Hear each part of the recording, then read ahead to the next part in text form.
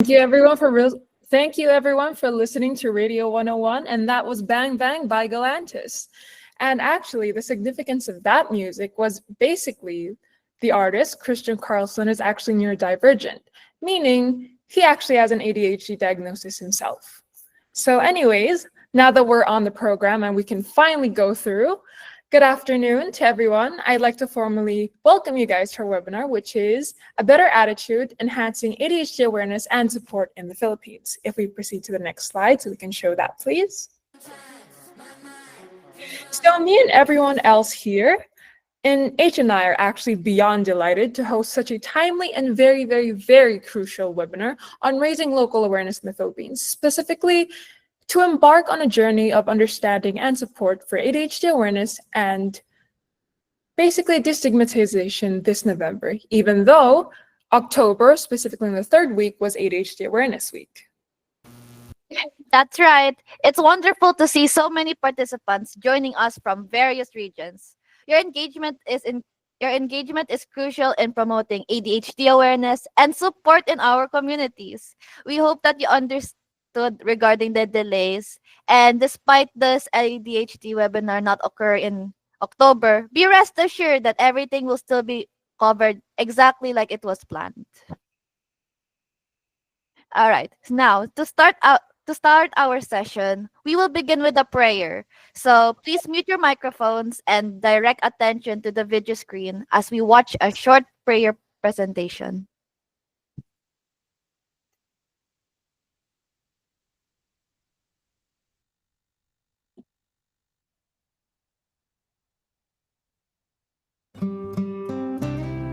Dear Heavenly Father, we thank you for gathering us all today in this important endeavor. We ask that you bestow your guidance and blessing upon each attendee. May we honor one another by keeping an open mind. May we voice our truth and listen with an open heart. Bless everyone present today, that each may be able to share his or her contributions and gifts. Grant good health and safety to loved ones left outside this room, and bestow peace and goodwill to all of us. We ask for your wisdom and grace to use our talents for the betterment of others. May the various activities related to this day be a success through your intervention. With gratitude, we offer this prayer in your name. Amen.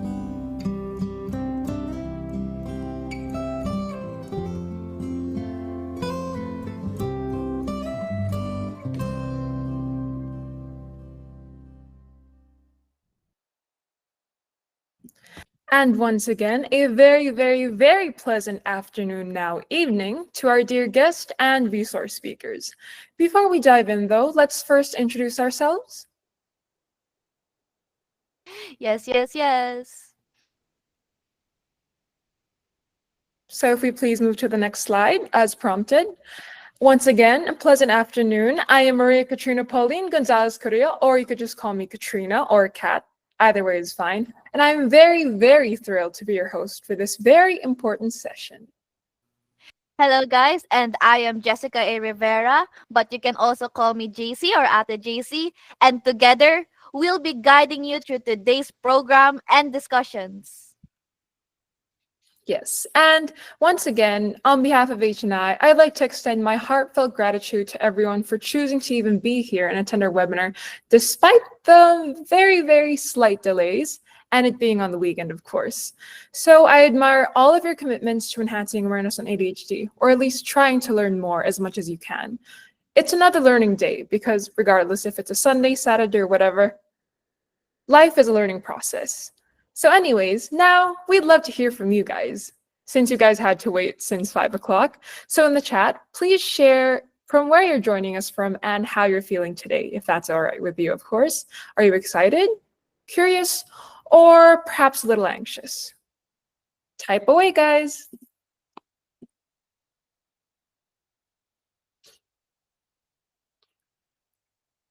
Ooh, someone. April A says they're in Manila. Specifically, where in Manila, if you don't mind sharing. Ooh, Carlos Miguel Kanahashi says he's joining from QC. Okay, so now there is a lot of people. Oh, okay. Angeles City, Pampanga. Oh, and then who's this? Miss Maria Rosario Curia, would you like to say something? Mhm.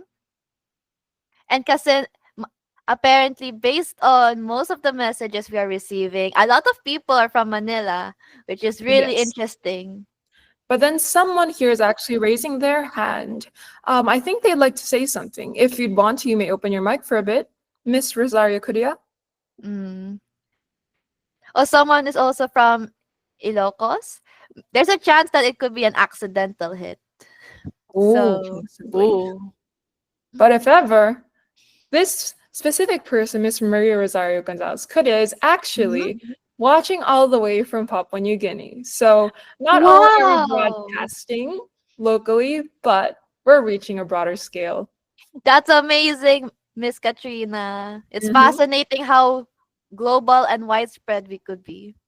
Yes, and it's very good, especially since ADHD, once again, there's quite dearth in literature when it comes to this. And it's very good that there's a lot of people from different places that are watching right now. Definitely. And not only that, ADHD is a widespread and international topic. It's found in Hmm. every country, like no matter where you go, except if you visit the oceans. Of course, no one there is ADHD. But Unless there's yeah, mermaids, of course. unless But there's mermaids. But technically, there's always a chance that in every location there's someone suffering silently from ADHD, which is the yeah. main purpose of this webinar, to raise awareness about ADHD. Now, Hmm. let us begin this webinar. All right, so before we start, let me discuss our guidelines. Next slide, please.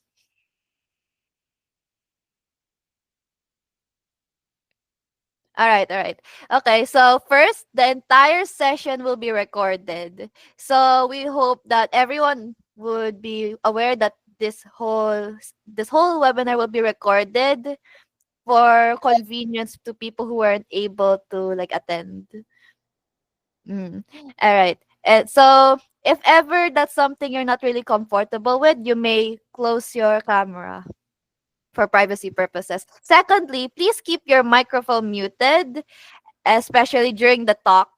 And third, use the chat feature for questions and comments during the presentations. And fourth, we will have a dedicated Q&A portion after each presentation. So hold on to your questions. And last but not the least, please have active participation throughout the session.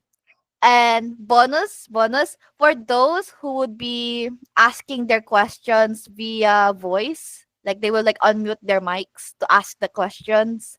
They will be receiving an additional e-certificate to encourage participation. So if you want to boost your college applications or your job applications, this is the best opportunity. All right. Katrina, it's your turn. All right. So, but before we go any further, of course, I'd really like to express the importance of having this webinar in this time of age because, like we all know, and we've stated earlier on, ADHD awareness and support are crucial now more than ever, especially as we navigate a world that increasingly values mental health and well-being. Albeit in the Philippines, there's still a slight delay or slight stigmatization in what we currently know and what we currently accept. With the rise of social media, of course, thankfully, and with educational pressures and ongoing challenges posed by the pandemic, it's essential for us to foster an understanding and supportive environment for individuals with ADHD, as well as their families that are coping with those who have it. All right, all right. And today we aim to break down the stigma surrounding ADHD, share valuable insights, and provide resources that can empower both individuals affected by ADHD and the communities that support them. Together, we can create a more inclusive and informative society that understands the unique strengths and challenges that come with ADHD. Your participation today is a vital part of this movement. All right. But as we wait for our first speaker, who is actually supposedly, unfortunately, our first speaker who's going to be sharing his expertise right now is currently having an influx of patients at his department. But while we're waiting, JC, what do you suggest? Should we proceed with introducing him while he's not here, or should we just engage with the audience more? Um, for the suspense, it would be best that we wait for his arrival. So let us engage with the audience more regarding the topic of this webinar. All right. And remember the thing that I mentioned about the additional e-certificates. So Mm-hmm. perhaps we could ask a few questions regarding ADHD, if that Yes. makes any sense. Exactly. So for everyone that's watching or participating right now, do you guys have any, of course, since you guys joined, do you guys care to share your insights on what you already know about ADHD, or do you guys have any questions?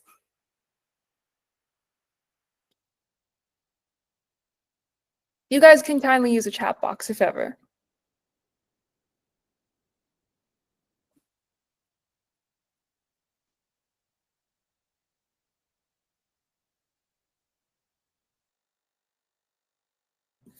And if oh, there, someone clapped. Miss Angel Garcia actually clapped. Yes. Okay. Joining from CWEMA. So do you guys have any questions?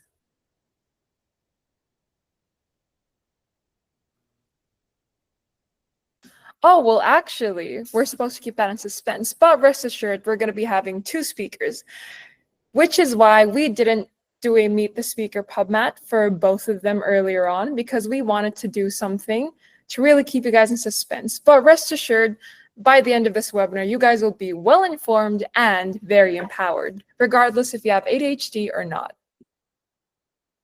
So does anyone have any further queries or concerns? You're welcome, April A.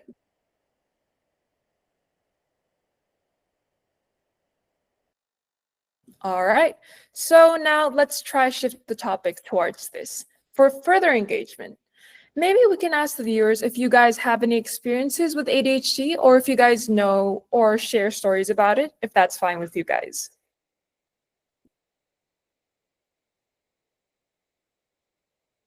Once again, this is a safe space, and you guys are very free to share what you guys have been feeling regarding this, or if you guys have any concerns at the moment while we still don't have our speakers. Yes. And if the clock, hold on a second. If the clock reaches, let's say, 5:48, then I'm going to begin the bonus questions. Regarding these bonus questions, I will be asking one question, then one person would answer them. And if they answered it, like by opening their mic, they're going to get a free e-certificate. So for if there's no one who's going to speak regarding mm, Miss Kat Miss Katrina's like statement, then we could move on to the short mini game. Also, another reminder, please make sure that your accounts in this Google Meet is actually your name, because we have to take attendance. Only the people who are here will be receiving the e-certificates for the webinar.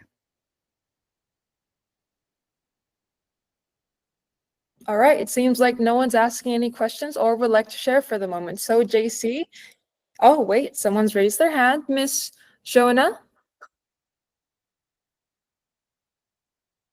Or was that an accidental click? Well, Hi, understandable, especially. Yes, hello. is it necessary to speak in English or can I speak in Taglish?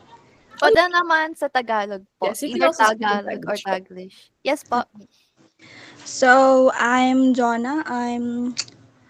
I'm a BS Psychology graduate from PUP and a registered psychometrician. And of course, as what the host mentioned, it is a continuous learning journey. So I joined here. That is my main reason why I joined here. I want to learn more, or since I'm not that exposed to clinical side of psychology, since I've worked for the HR part, but I've um I've encountered um first my boss who has ADHD and one of our trainer who has ADHD. So, as someone who had experience working with, um, it is really important to have early intervention since my former boss explained to me that back then her mother do not know or doesn't know how to handle um, her tantrums, the way she express her feelings. So it's really hard for, and that's why I think she had trauma or something, but she understood it along the way since it is a late diagnosis. So the diagnosis was when she's already around 30 or 20. I'm not sure about it, but she openly shared her experience as a child, and that is why, since her mother doesn't know how to handle those tantrums and being being hyperactive and the likes, the way that the mother responded is to being authoritarian and beating her when she was a child. So, what the lesson that I want to impart about this is that early intervention.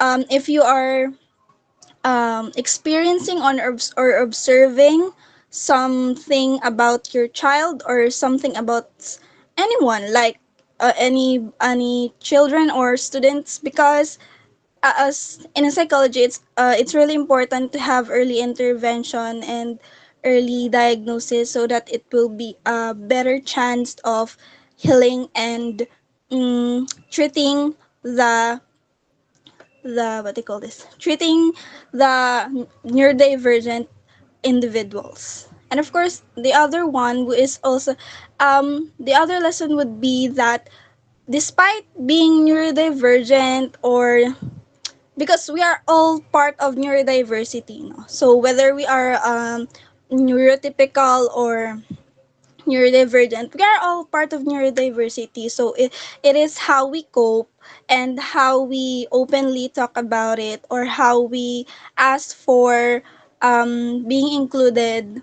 It's just a matter of expressing and being open about it. And the first thing is to ask for accommodation.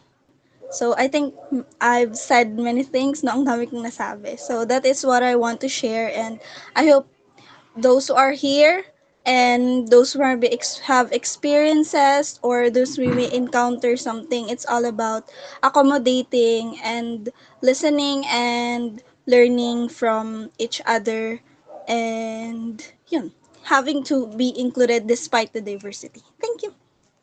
Thank you so much for sharing. We're really, really appreciative that you were able to share such a brave story. And especially, it's very informative and very, very crucial, given that that is also going to be the topic that we're broaching on later. And especially, if it's actually quite moving to see that even though you're from the HR, HR management of the psych aspects of things, you'd still like to know more about the clinical sides of things. And actually, in regards to the late diagnosis, it's statistically proven that women are actually underdiagnosed or often late diagnosed, basically in their 20s or above that, because most of the time, of course, I'm not the doctor, but based on the statistics that I've read, the presentation of ADHD is quite different from boys and girls. And hopefully that'll be broached upon by the speaker later. But yeah, thank you for sharing. That was very, very important. And once again, though, even though you're limiting yourself by saying that you spoke a lot, your voice still matters. And you were able to impact much more crucial knowledge that everyone could incorporate within themselves and share to others as well. So JC, do you have any other comments and insights? It's fascinating how, despite the fact that you're in the HR department, you're willing to like engage yourselves and like have a more bird's eagle's eye view of these certain issues, because usually, not to generalize people in the HR department, it's just based on experience. The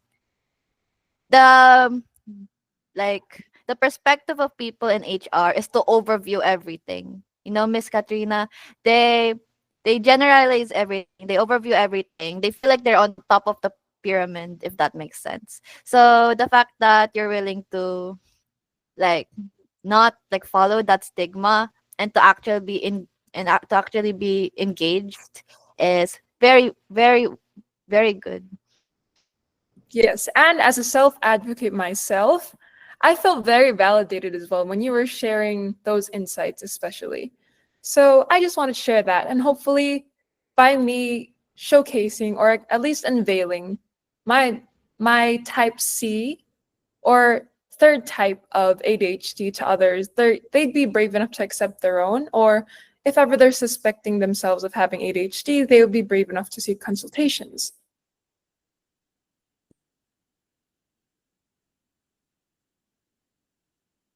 So, is there anyone else that would like to share?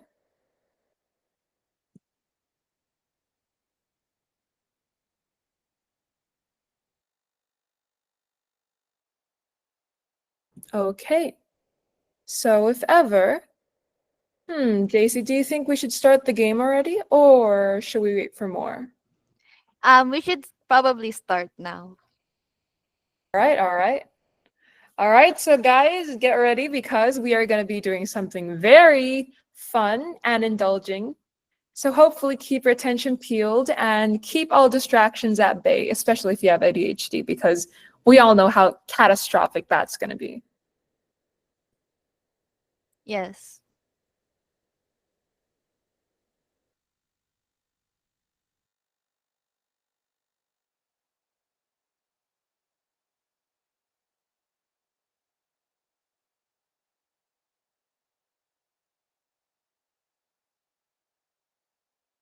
Okay, so kindly give us a few minutes while JC sets up the game.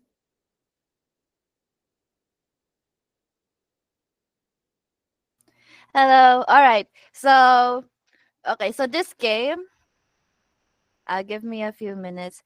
But for those who will participate in this game, they will be receiving an additional e-certificate. And for those who are too shy to like speak, you may still engage in the chat room if ever. All right. So how this would work is either me or Miss Katrina would ask a question, and we would give like two options if it's true or false, and you have to guess if it's true or false. If you get it correct, you get a certificate, but if you don't get it correct, then voila.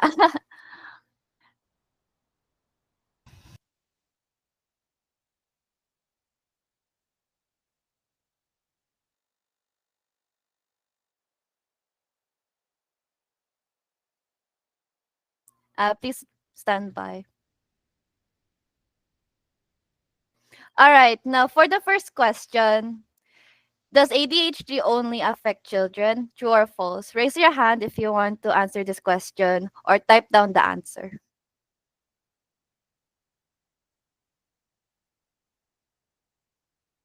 All right, it seems like may mga nahihiya pa, no? Hmm. Oh, okay, never mind. They're starting to pile up. All right. So the first answer was by Joanne Francis Pamandanan, and they said no. Rochelle Manuel said false. Billy said Macus said no. So the majority of the answers, I guess. Okay, any more? Any more people that are going to contest against that? Yes, we would like Oh. to hear your insights. Oh, there's also more people that are raising their hands. Okay, kindly open your mic to answer. For me, it's true. So Jen Bernardina says it's true that ADHD is only found in children, correct? All No, right. not really. Some that they just manifest during their adulthood, and only because uh of the late diagnosis. That's why there's mis interpretation that ADHD only exists affect Mhm. judge.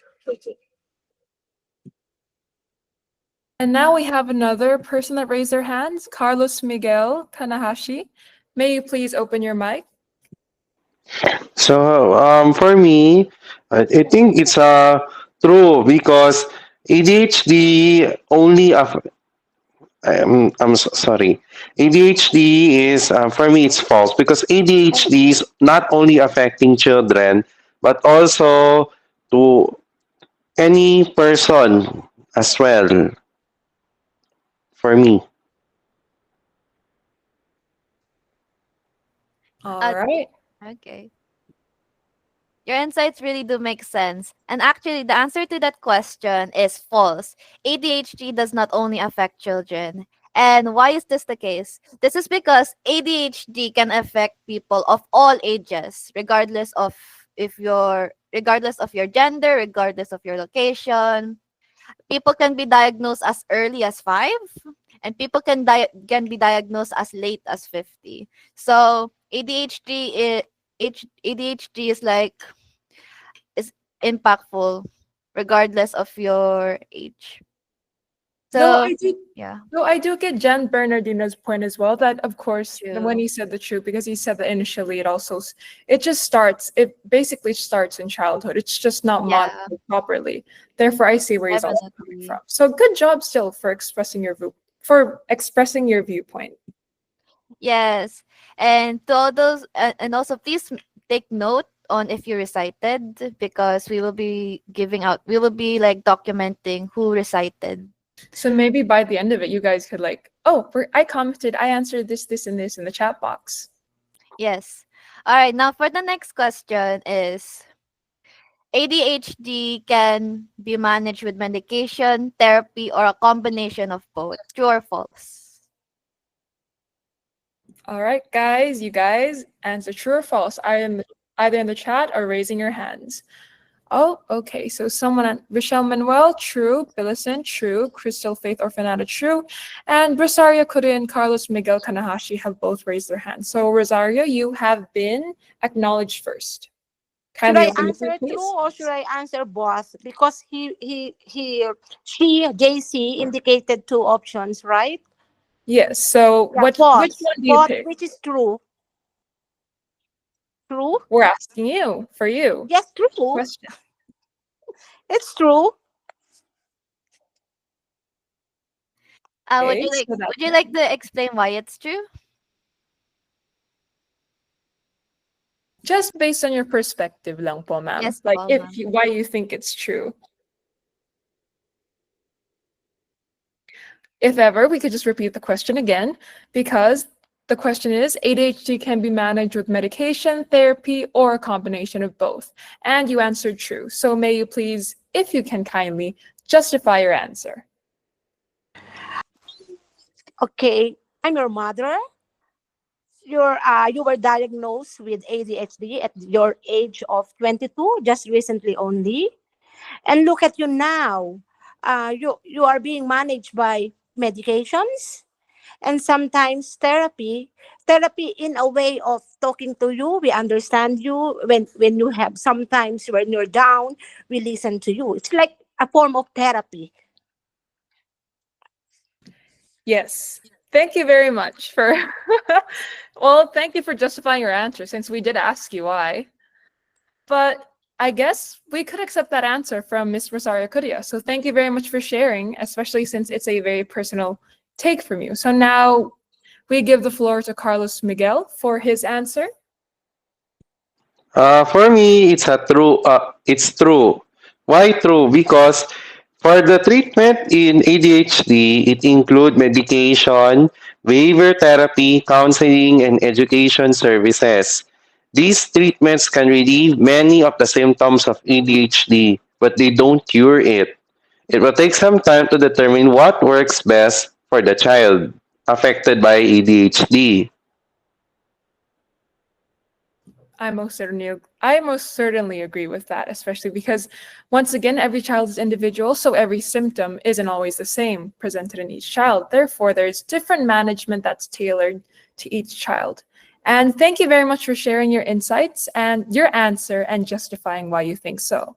So, Ms. Rosario Correa, do you have any more questions? But if you have none, then you may kindly raise down your hand. Or do you have another question?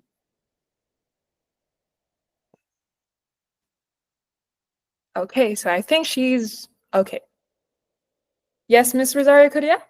Do you still have a question or Okay, something no to say? more. Thank you. Okay, so kindly put down your hand. Thank you. Okay, so maybe she's having difficulties with that. I think she's using her phone. So anyways, let's go back to the chat. So what else they answered? Okay, so everyone pretty much said true. So no one's contesting? No one's saying false? So what is the answer, JC? The answer is true. ADHD can be managed with medication, therapy, or a combination of both. However, you can't treat ADHD. There's no cure. It cannot disappear. So what, like the limits of a person that could do, what a person can do regarding their condition if they have ADHD is to like find ways to manage it, or to find ways to integrate their condition in their lifestyle. Yes, I certainly agree because the symptoms for ADHD, especially once it's explained later, depending on the severity as well, it really affects your lifestyle, how you function in school, how you function with people, how you regulate your mood, especially as how we indicated this in our previous pub mats if you guys follow our accounts. So I definitely agree with what you said. And that's why it's very important if you think that you have ADHD, you should probably seek out consultation for a proper screening and hopefully get diagnosed and get the proper management, whether it just be behavioral or psychiatric drugs. Okay, so next one. Do we have any more?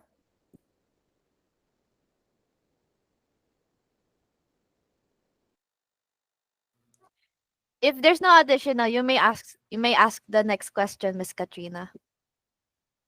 All right. Okay. Wait, I'll try to pick a question from here. Ooh, this one. Okay, now this one. Okay, guys, for this statement, determine whether it's true or false. People with ADHD often have coexisting mental health conditions, such as anxiety or depression. Once again, I'll ask the question. People with ADHD often have coexisting mental health conditions, such as anxiety or depression. True or false? Now you guys may begin to raise your hands or type.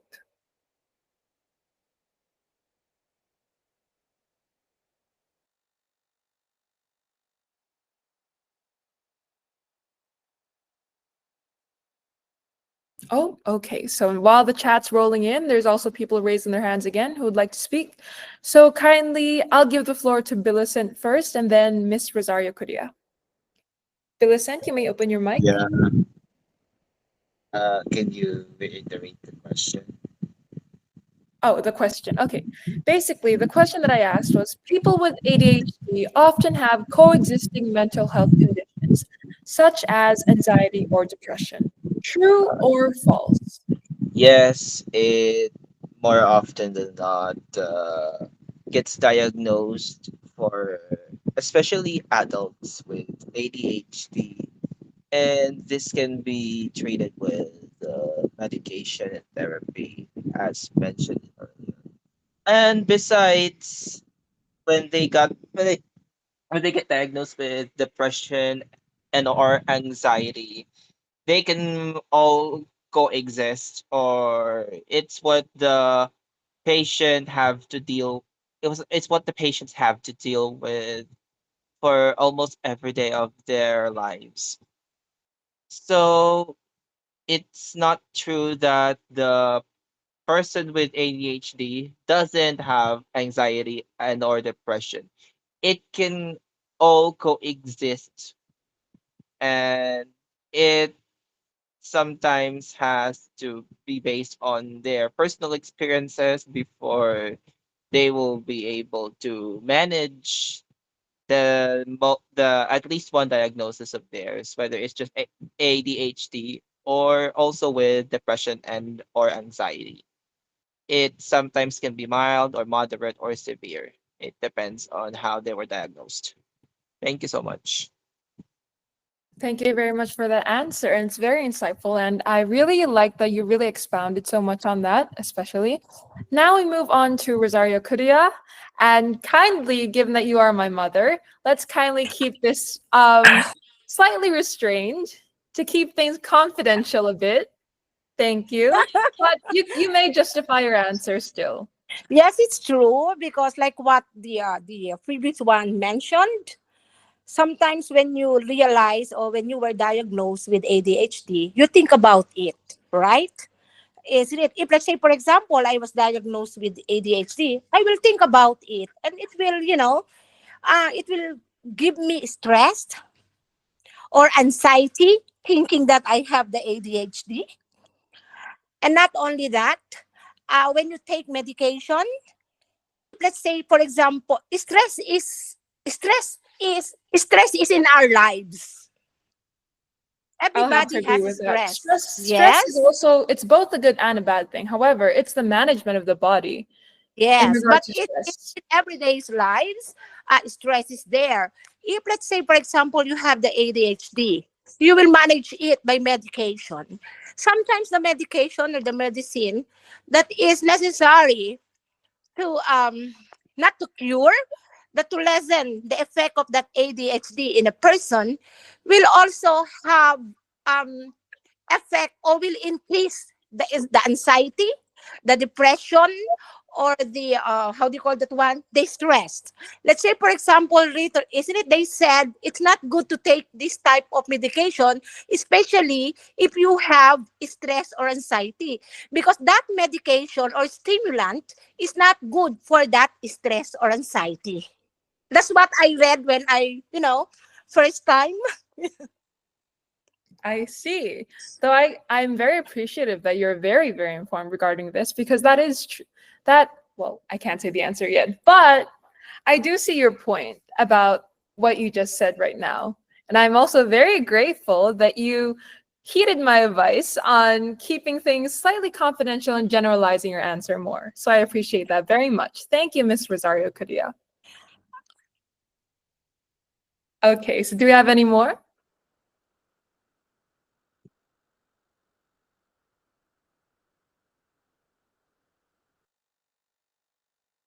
Okay, so let's see. So regarding this, now the answer once and for all, dun dun dun. The answer is true. People with ADHD, many people actually, often experience other mental health challenges. And in my case, yes, I will air my business out as living proof. I was diagnosed with both ADHD and severe anxiety. Though initially, it was told that I had the anxiety beforehand. It was just aggravated to severity now, especially with personal challenges that are going on with my life, which I will, of course, not disclose since we're live right now. And right now, my medication, my Ritalin, is running off. So I'm trying to keep my motor mouth in.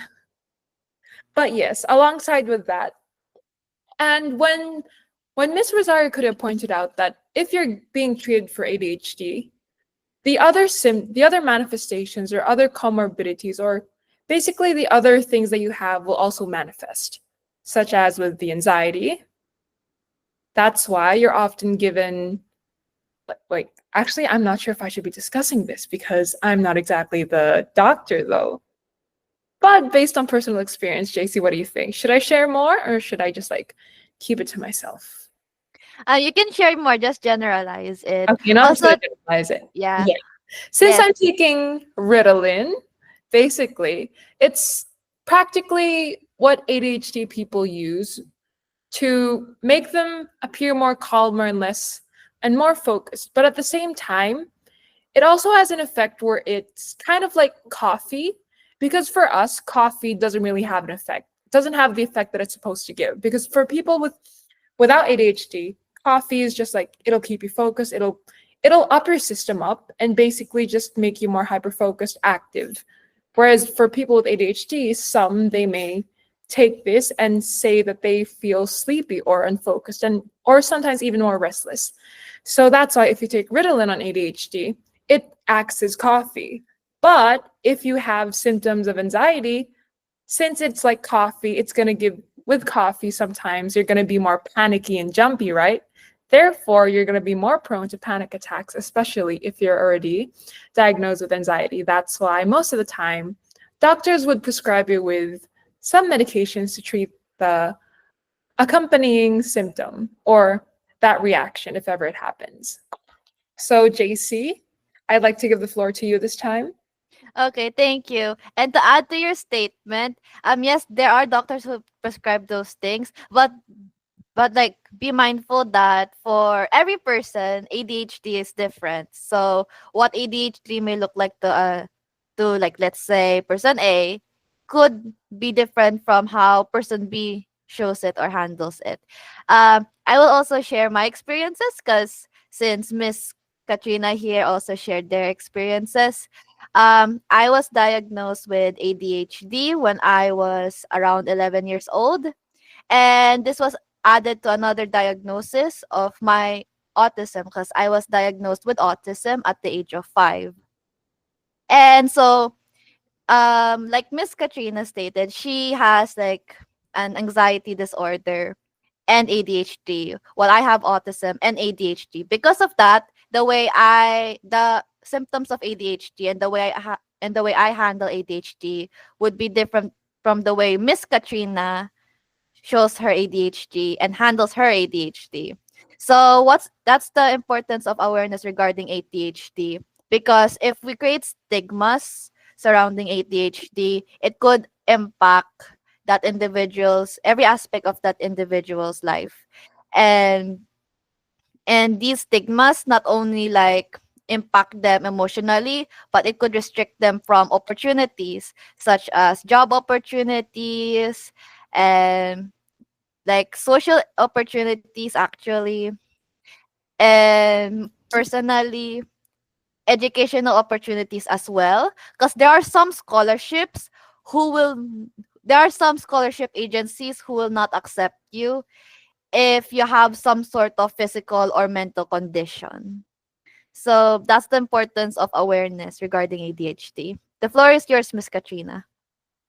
Yes, because I'd like to actually add on to what you said earlier, like with difficulties in daily life and specifically in occupations and all that, especially if it's unmanaged ADHD.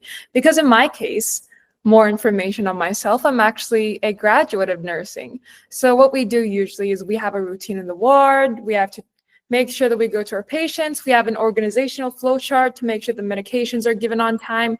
And as someone who was unmanaged with ADHD during this time, I was severely stressed because for people with ADHD, especially if it's unmanaged, we have trouble organizing things. We like our minds are all over the place. Like we're thinking of multiple things all at once. So we're going to be having difficulty in trying to execute which one to prioritize first.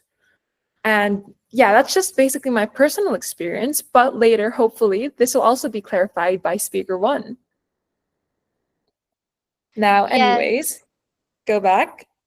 All right. Going back to me po. Okay. Yes. Also to add on, okay, to add on to Miss Katrina, did you guys notice how Miss Katrina stated that she's a college graduate in nursing? By the way, congratulations. Thank you. I could never survive in that kind of college course. That's another thing about ADHD, the age. And it can be discriminatory because people think that ADHD like pops up out of nowhere when it really originated from Yeah, childhood. it's been innate ever since. It's just often being masked. Either maybe you had people around, that's why you weren't able to showcase these symptoms of perhaps forgetfulness because you had someone to always fetch up after you, or people would often think, oh, she's just a child, that's why she gets distracted very easily, or that's why he's very chatty and all that. Yes, and Miss Katrina, actually, I've read this one article Mhm. and I was dumbfounded by it because you know what the article stated? There was this one interviewer and this one person who's like attending the interview. Basically, this person that is attending this interview, she's a mother. Mhm. And when the interviewer talked to her regarding the ADHD diagnosis of her child, her son, she's like really, really like angst or like gloomy about it, and she's like blaming herself. Like, you know what she said? She thinks that, oh, it's because I ate too much sugar while I'm pregnant, or is it Oh, the maybe because, misconceptions. yeah, or is it because I always clean the floors with detergent, so the chemicals of the detergent got in my body and affected the baby? Like, whoa, where did those come from? So Yeah, that's, I think, but ah, given that she's a mother and she was concerned, it's also normal for her to feel such things. But once again, another thing about ADHD is that it's actually genetic. It's a genetic trait. yeah, That's why. exactly. It doesn't come from those weird detergent accusations. Yeah, it's not Actually, from yeah. chemical toxins or Yeah. other things such as that. And it's not from like sleeping on your side, eating a certain Mm-hmm. food. No, it's definitely Definitely. genetic. And actually, that's also an issue regarding not only with ADHD, but for also every other mental disorder out there. Yes, I agree. I definitely agree. So hopefully through this discussion, while we're still waiting for speaker one, people were able to be informed about some of our personal experience as double A batteries. All right. Jonah Rose Alfonso has a message. Would you like to read it, Miss Ooh, Katrina? okay. All right. Wait, what does it say? Okay, just to share, my former boss also tends to have time blindness, so they need someone or an application to remind them if they spend too much time during meetings and trainings. She is also poor in execution, though she has a lot of ideas. Yes, I that is basically the gist of someone with ADHD, and I am so glad that you were actually able to share that because for us with ADHD in general, we really have so many ideas crammed into our heads. It's all in a matter of prioritizing which one we have to say first. That's why, other than that, like it's hard for us to start on tasks. That's why we're often very prone to procrastination, even though our minds are already thinking you have to start on this, you have to start on this and this and this. That's why if you have anxiety, that's also exacerbating it or worsening it. And then in terms of the time blindness, you are so right on that too, because before I was medicated, when I was reviewing for the boards, especially, like I already tried behavioral management by systematizing my time. I said, okay, 2 hours, maybe around 10 to 20 pages of this. And then 2 hours have passed, and it turns out I've only read through 5. So yes, the time blindness is real. And it's not because you're lazy or you're slow. It's simply because it's a part of your condition. It's also a trait. So hopefully with what we're sharing right now, even without the other speakers, you guys feel seen and understand that the problem isn't because you're lazy or whatever not. It's because of the condition. And then Billison also said, Sir Billison, I don't know if I have ADHD because I wasn't properly diagnosed. I experienced having a hard time focusing during training, therefore I didn't pass it last time. Hmm. Well, for ADHD, usually it's often misconcepted to be anxiety as well because based on what's been told to me from my doctor, ADHD and anxiety often have coinciding traits. Therefore, there needs further evaluation for both. So that's why it's possible, if it was only during that time, that it may have been heightened or severe anxiety. But if not, or if you feel like there's more, you can always seek out consultation. It's never too late to seek out, just to confirm and for your peace of mind, just to make sure that whether you have it or not. So, Sir Bilson, hopefully that addressed some of your concerns if you have any. So, is there anyone else that would like to share anything? Oh, okay. Cassandra Deason, question. How are you able to study efficiently during college, but given that ADHD often affects focus? Oh my goodness. Well, at first, I'll just share this because I guess this is somewhat oversharing, but in UST, for nursing, in the first year, there's a cutoff grade. So once you get in, you still have to maintain a strict grade in order for you to advance to the next level, because if not, then you'd be kicked out of UST or UST nursing. So during this time, I think it was this major short-term pressure and the fact that I was still living with my parents and the basic pressure of everything just amalgamated and made me more focused in a way that I was able to study 2 days before. But it's when I moved out to Manila for my around third year to start nursing. That's when the symptoms actually manifested and really took a toll on my studies. Because during this time I was alone. This was the first time I was actually having to take care of myself, all while juggling studying and going to and fro from different places. That's why, as a result, I would often end up cramming things last minute, even though I initially set a schedule to study this beforehand. So, yeah, I struggled a lot, but since I passed, here I am now. I'll say it's manageable as long as you have, I guess you have a support system or you have people around to understand or try to help with what you're going through. Yes, definitely. And like actually, I've always have this like view towards nursing students that they're these diligent top one, top two, top three STEM students who have like excellent time. Like because like I'm in senior high school right now, and that's what I see in all of the STEM students. So the fact that with me, speaking alongside me this webinar has ADHD and is a nursing student, it like really shows how regardless of who you are, regardless of what career path you're going to, or what kind of workplace you are, there's always a chance that someone there has ADHD. Yes, and And go yeah, on. No, go and on.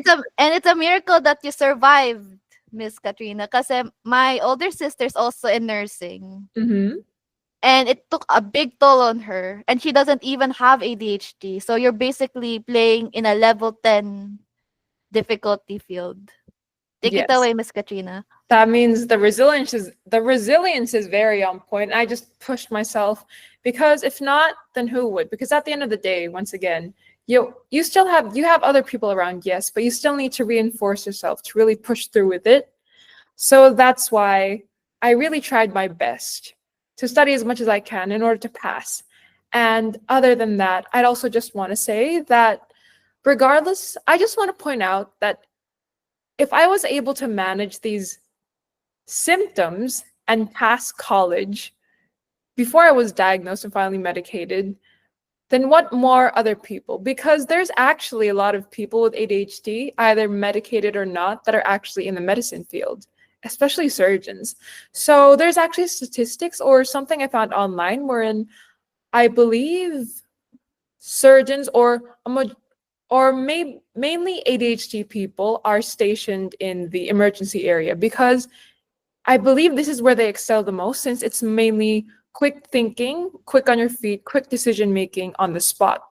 And then there's no specific routine. Therefore, they thrive in these high intensity conditions. Well, that is for most people with ADHD internationally. So that's my insight for now. And then if JC, if you have a few more that you want to say while we wait for speaker one. Actually, I think speaker one would come here soon because it's almost 6:30. Mhm. All I have to say is like regarding your statement. That's like another characteristic about ADHD. ADHD manifests and ADHD will consume you. But if you think something is important, if you think something is urgent or life threatening or life death sentencing, that's the time that your ADHD magically disappeared. You suddenly have the motivation to study 10 hours a night. Hyper-focusing. Yeah, Exactly. that's crazy. And another characteristic about ADHD that I find interesting, and I think it's so relatable, is that you keep starting new projects, you keep starting new hobbies, but you're Exactly. never ever finishing them. Like when will you finish them? Yeah, that's the point. That's also the point with ADHD because once the interest wanes, like with a dope. Wait, am I allowed to say this? Oh my god. Okay, this is becoming a podcast while we wait for a doctor. But anyways, Yeah. hopefully this gets you guys informed. But basically, with ADHD, there's like specific sensors in the brain or like parts in the brain that are supposed to be receiving these signals in order for this part of your brain to like work optimally. Like in this case, for one part of the brain, you need to get enough of these receptors, also known as dopamine, in order to really focus on the task at hand or carry out something or be motivated to do it.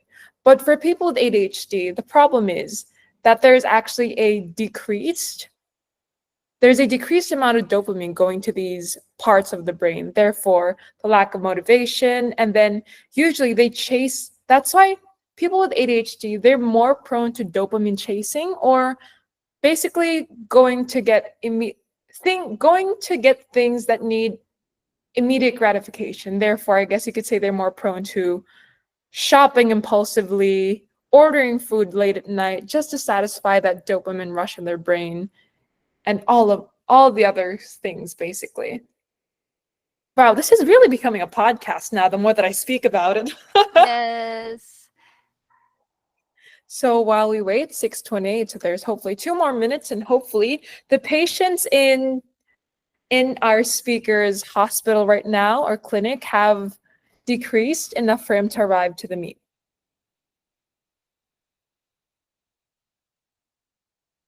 Okay, so in the meantime, is there anyone else that would like to share anything?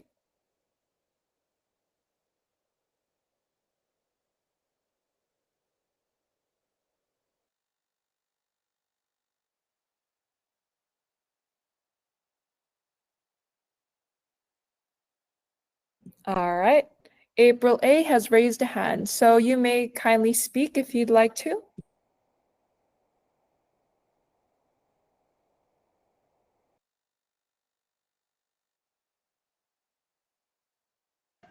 Hello po, can you hear me? Ayan, so just well, it's not really kind of related to ADHD, but rather, as a person who um interacts with, let's just say, undiagnosed children with ADHD. That's actually, by the way, I'm a teacher po, and I handle high school to grade school students, and sometimes I help with the preschool department then. Ayun. So, we're talking about really young kids here from kinder, nursery, grade school, high school. And as a teacher for 6 years, I've had my fair share with students with the following symptoms that you're saying. So, I think I'm really looking forward to this webinar is that um, like what I said, high cases of students with undiagnosed ADHD, and then though um, we have our guidance counselors, it's still up to the parents, actually, right? Still up to the parents if they will proceed with diagnosing their child if they have yung mga mental yun nga po, yung ADHD, or if they have autism and stuff like that. Um, Siguro on my share na lang, I really look up to those people who um, you are with, and how they, help you along the way with your um, yun nga po, with your symptoms of ADHD and autism and other things that could affect your lifestyle po. So, siguro maybe um what I'm trying to ask na din siguro is in your own opinion po, um as a child, what do you think would have been best na we should do to kids who you think na ano are showing those kinds of symptoms, or maybe what can adults do to help them then. Okay. Yan po, Well, thank you. okay, yes. Thank you, Miss April. So I guess thankfully my nursing knowledge kicks in this time, because we actually study this as well in management of kids with ADHD. So usually, since they have a difficulty in following routine and being on task, what we try to teach parents or those who take care of these children is that they must actually be focused on setting them on routines and giving them small but doable tasks, and not to overwhelm them as much in regards to this.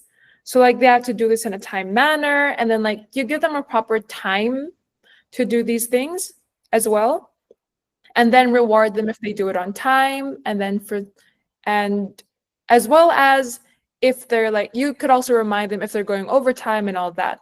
And one thing to note as well is in regards to their hyperactivity, especially with young boys, you might want Yes. to decrease the intake of highly sugary foods like sweets and junk food, because hyperactivity plus sugar and more, that'll just make things go haywire, especially Yes.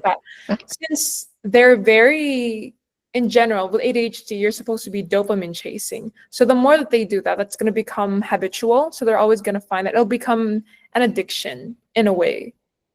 Yeah, I agree with that point. Also, siguro, another thing is, on my part then, I often say to the parents na lang, please, bawasan din po yung gadgets, yun din. I Oh think that's yes. also a trigger sa um, mga symptoms na yan there. They don't listen, they really have short Mm, attention span. yes, especially when it comes to, honestly, if I were being honestly, with in retrospect, I feel like with TikTok, it shortened my attention span even further, Yes. even though I already have Uh-huh. ADHD. Yeah, I'm not saying entirely TikTok is bad. It's just that prolonged use of it. Kasi it's like monotonous. You're doing 5 minute, five Hmm. second, 1 minute video to another minute video. You're getting hooked. Ayon. Yeah, exactly. That's why with people with ADHD, especially if they go on TikTok, Pinterest, on YouTube or anything, it's basically going to become a rabbit hole because the more they delve Mhm. into it with the poor time management. Oh, and also as a teacher, like since you're watching this, it's also good that you're watching so you could note for the symptoms, and if ever like you find this in your pupils, you can kindly tell the parents about it. Of course, they have Yes, to gauge whether or not they're going to be receptive on this, but it's still important for them to know because if they refuse to acknowledge it, it's going to be harder for the child to manage as they grow up. And then it's just yes, going to be confusing. yes, that's true. So I have this student then. I believe he was undiagnosed ADHD talaga. Grade 4, and right now he is in what? He's in grade 10, and then he still has the symptoms, but the parents still refuse to believe that there's something wrong with their child. Though Yes. yes, I'm happy that our school still cater to the child. But what if he's not in our school anymore? We tried our actually pasa-pasa na lang po yung parang this student has this kind of problem. This is how you handle him. Ayun. So that's how tight our faculty then when it comes to student record, how we handle them. So, yun lang. Sana, that's also my take then for parents now. I should really take it seriously when the teacher tell them, oh, there's something wrong, or I think you need help with me with your child, and this is what we notice, ganon. Yes, because like once again, in the local setting, the stigma against mental health, especially and things like this, it's practically seen as taboo. That's why that's why we're doing this entire webinar and hopefully more projects in regarding this to really further destigmatize and promote more compassion and empathy towards neurodiversity in general. Because once again, like not everyone's in the cookie cutter shape of supposed normalcy.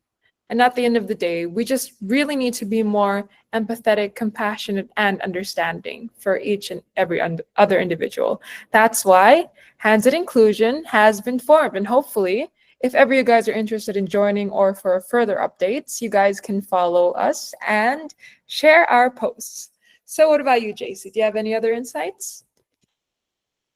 Mm, all I could really think about regarding what you have said is that like ADHD can really be found everywhere, and ADHD can't really be generalized. And I feel like that what you shared is like a good example of how ADHD can really be found everywhere. The floor is yours, Miss Katrina. Okay, so going back, I actually just got a notification from the second speaker.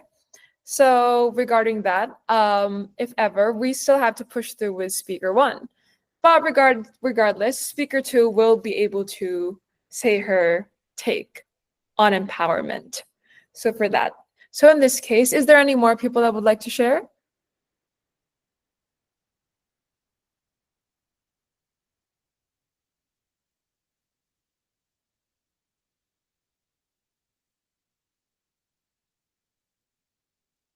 Okay, so in this case, how about I ask a few questions? I'll just ask a few questions and then you guys answer whether yes or no if it's seen in ADHD. Or actually, how about I state specific traits and you guys are going to say whether it's linked to ADHD or not. So, late night snacking.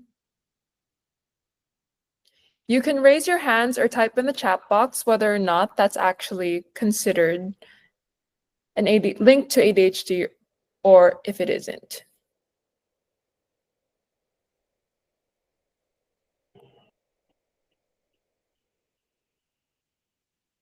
Okay, so someone said, Joanne Francis Pamantan said yes.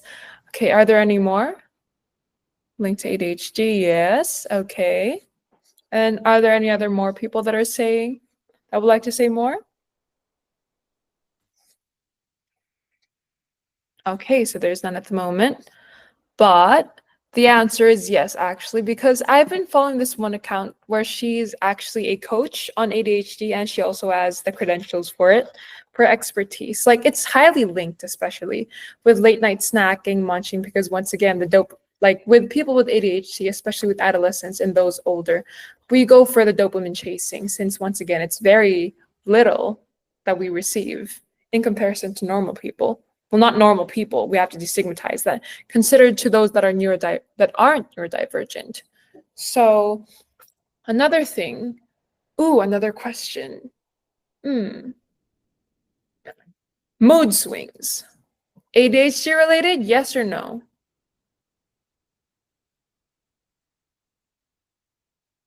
Yes. Someone said yes. And then another person, most likely. And then another person bought. Is there anyone else that would like to speak? Depends. Ooh, depends. Why would you say that, ma'am? May you care to expound?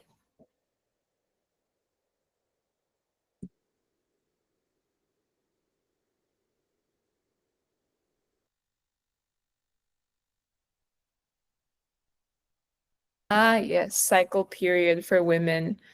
For women particularly, yes. Is there any more?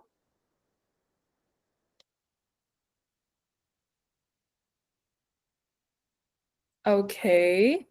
So, well, based on what I read, actually, mood swings and mood dysregulation has also been linked to ADHD. Because in general, of course, like they're highly sensitive, especially with, there's actually been a link, a research link that I found online, that people with ADHD are more prone to rejection sensitivity.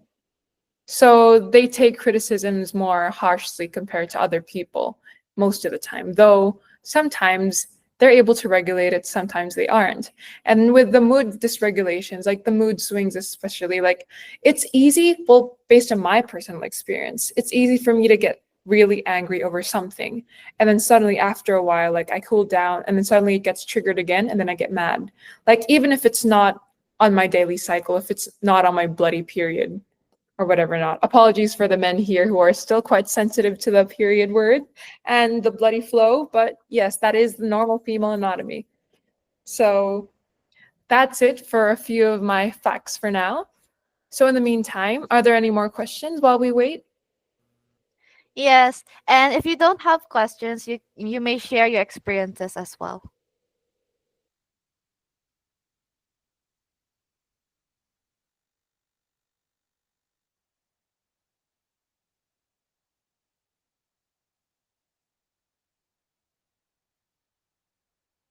Ooh, okay.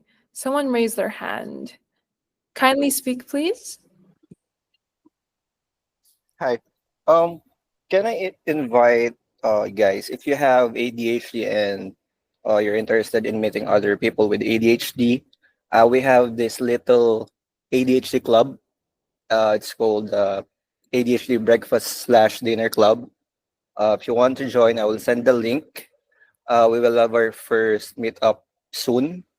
Um, and it's going to be held in around Quezon City. So uh, there's no proper program. It's like an open mic. If you want to rant, you can share your experiences, tips. Uh, you can sing, you can perform, whatever you want. That's it. I'll just send the link if you guys are interested. Ooh, actually, that's actually pretty good. Especially since this forum that's the entire point of this forum, to make people feel seen and to make people more aware. So thank you for sharing that. And if possible, you may even paste it, like the information in the chat box. And then I'll definitely be sure to check it out. And if possible, like you may also invite your fellow peers to also join this webinar if they're very interested to know more.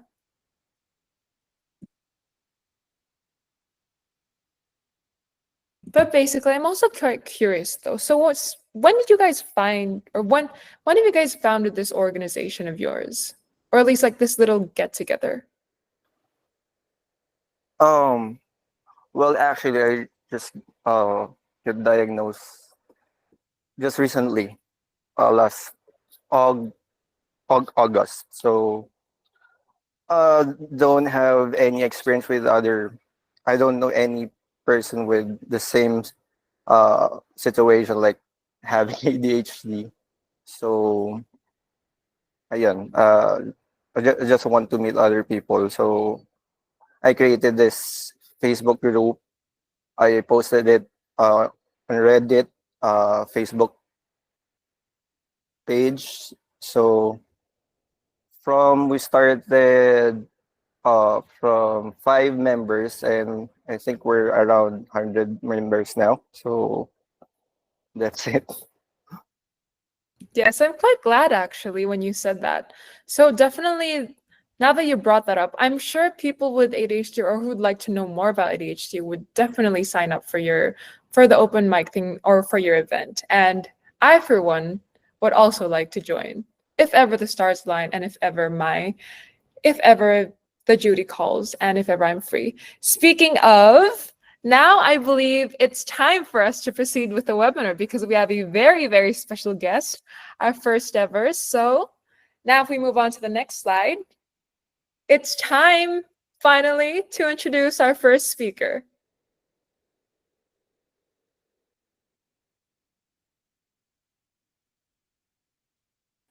Thank Hi, you. hello. Thank you. Yes. There. So Hi, Dr. hello. Good Vincent afternoon. Manuel. Yes, Yes, but good evening. yes, but sir, we'll just kindly give you your very special intro prior to your lecture. Nako, thank you, thank you. Okay, so Dr. Vincent Manuel practices internal medicine and mental health and cardiology. He is a fellow of Philippine College of Physician, Philippine Society of Medical Specialists, Philippine Society of Hypertension, Philippine College of Cardiology, and he is also an international affiliate fellow of the American Psychological Association and international member of the American Psychiatric Association. Hence, we are very specifically honored to have him give his clinical expertise on ADHD. So, Sir Vincent, or Doc Vincent, you may now have the floor. Okay, thank you, Kat, for inviting me on this webinar. Well, I'm just going to talk about some basic questions and understanding about ADHD. No? Because as we all know, ADHD is currently it's currently a worldwide mental condition. No, it's actually uh, currently it's actually being recognized. No, because before um, they are not being recognized because most of patients are actually afraid going to such facilities, mental health clinics. Okay, they're actually afraid to be diagnosed because before, long time ago, most people have this stigma that when they have these conditions, they might considered as mentally ill already. They often associate this with uh, being an Dom. imbecile, no? Yes, go ahead, go I'd ahead. like to apologize for the interruption, but I'd kindly like to ask Bo if you have any slides Bo to share alongside with your discussion, or will you Yes, of just course. okay, so Yes, you of may course. screen share Bo. All right, no problem. Can I screen share my slide? Yes, Here for a Bo. while lang. We'll give you the floor. You have full control.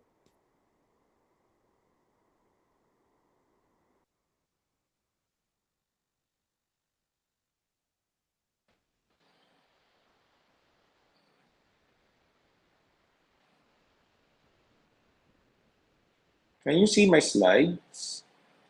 Yes, Bo. It's Okay. on the basic presentation one. It's actually a presentations regarding ADHD. No? It's actually a simple slides, no? Taken from way back ago, a long time ago, when ADHD are ADHD is being considered as um, one of the hot topic during our med school, no. Uh, Nevertheless, no, I'm going to talk about how to understand ADHD. So, what do you know about ADHD? So, ADHD refers to attention deficit hyperactivity disorder. It's a condition that makes difficult for children or young adults or adults to pay attention or control their behavior. Okay, so we can actually misdiagnose, no, ADHD with autism, no, but they have different entity. All right. So its onset is sometimes seen at the age of 7. Most of them actually have this presentation as inattentive, hyperactive, and they have some impulsive behaviors, right? And then this condition often apparent with children seen in preschool and sometimes in their early school years. No? The estimated ADHD, no, based on statistics in the Philippines, is 3 to 5%. No, so that's the reason why most of them are not easily diagnosed because they might considered as normal variant, especially in younger people. No, however, no, however, a child who has difficulties keeping their mind or task can be inattentive already. All right. You can also see some people or younger ones who jumps from one task to another without completing the first task. So they do multitasking. Okay. They often easily distracted, no, or doesn't follow instructions carefully. All right. And they often forget or lose things that they need to complete a task. They jump from one place to another. All right, they jump from one place to another. So that is what inattentive, no, looks like. Sometimes a child or a person can be hyperactive, no, who can seem to be sit still and who are constantly moving, no. You can see some people, you can see some children who roam around, they touch things and squirm and fidgeting, no? That is hyperactive, no? Sometimes, some children, no, are being impulsive. So what do you call this? So they speak or act without thinking, huh? And they sometimes do some comment inappropriately, no? And mapapansin nyo to, no? They have this difficulty in waiting their turn. Okay? and often they display emotions without restraint. So I think you can observe this in people who have ADHD. And I think what one of these presentations you already experienced, no? Who among you already experienced this presentation? Do you have this presentation already? Itong mga consultation, itong mga symptoms na to? Who among you Yes have this po. presentations? And who among you are diagnosed clinically or um, by means of mental health examinations? Who among you are diagnosed with ADHD? Are Opo. lahat ba tayo dito? Lahat ba tayo dito are diagnosed with such conditions? I believe some po are suspecting, but Uh-huh. others are just like checking lang po to be informed because they know people po that supposedly have or might have. Yes, that's right. No, kasi sometimes, well, the number one, the number one, um, the best, no, the best, the best thing to do when you have this presentation is consult a doctor or specialist, uh, on which they're going to give you some examinations because we don't only rely on the presentation of the patients per se, but also on the clinical aspects of the patient. No? So, ibig sabihin nun, bago ka ma-diagnose bago ka ma-diagnose na mayroon kang ADHD, hindi lang naman siya madadiagnose easily, katulad ng ginagawa natin na doc, meron akong nakita sa TikTok or may nakita ako sa YouTube na ganito yung presentation sa akin. Sa tingin ko meron akong ADHD. It's not easy as that, no? Okay? It's not easy as that. Ano yan, no? Kailangan mo mag-undergo ng clinical evaluation ng doktor, no? Okay? Kung yung doktor mo very eager talaga na ma-diagnose ka, sinasubject kanya for mental health exams, okay? Para magkaroon tayo ng backup, for our diagnosis. So that's how we diagnose ADHD, no? Okay? So this is what we are talking about, no? So getting a diagnosis, a child who is inattentive, hyperactive, and impulsive, that does not necessarily mean that they have ADHD. Yan. Okay? Kung nakita mo sa TikTok, nabasa mo sa YouTube, and nakita mo sa Facebook na, yan, inattentive yan, baka may ADHD yan. Hindi ganun siya, no? It's not easily diagnosed as that, no?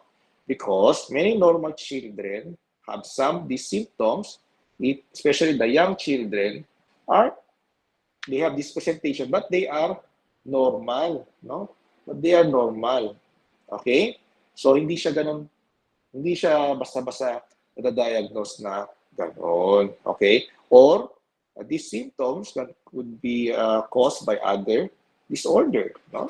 Baka yung pasyente naman baka autistic siya, mayroon siyang autism spectrum disorder, no?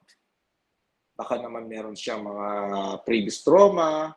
Okay? So hindi agad ADHD 'yun. Okay? So it's very important that children or the young ones are examined and diagnosed by qualified professionals, no? Hindi naman lahat ng doktor makakapag-diagnose ng ADHD, no? There's a certain person or certain specialty who can diagnose carefully and disclose that you already have this condition na may ADHD ka. No? Because we use a strict diagnostic guideline. Ito sinasabi ko sa inyo kanina, We use a strict diagnostic guidelines to determine whether the behaviors are inappropriate for the child's age. And of course, no, to indicate whether the patient have ADHD or not. All right? Okay, so yun. We need a proper diagnosis before we label the patient as ADHD. All right? So, ano ba yung mga ibang differential diagnosis ng ADHD? No? Number one, baka yung pasyente, no, can be bipolar, no? Okay?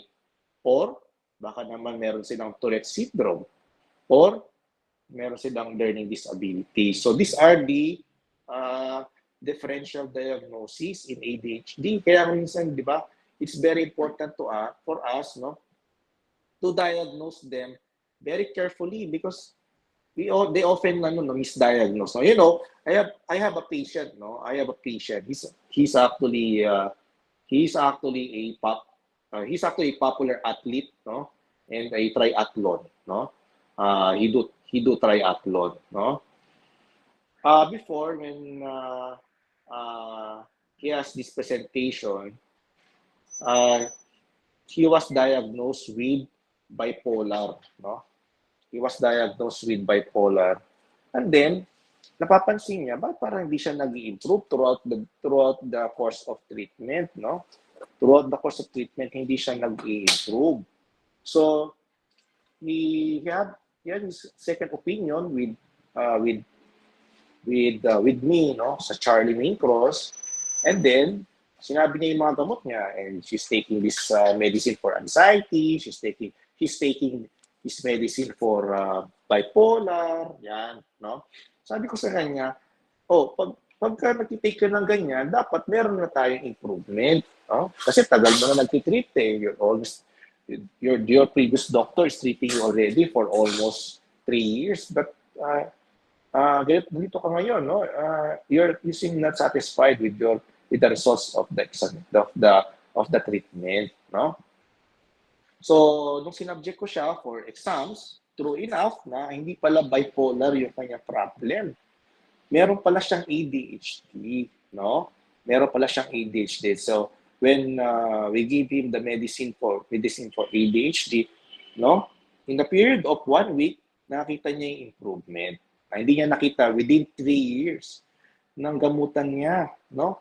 So, it's very important for us, before giving medicine, we have this proper diagnosis and make sure na nabigyan natin sila ng diagnostic examinations. So that's how we diagnose ADHD. Kaya huwag kayo basta-basta maniniwala na ay nakita ko yan sa TikTok, ay nakita ko yan sa Facebook, ay nakita ko yan sa news.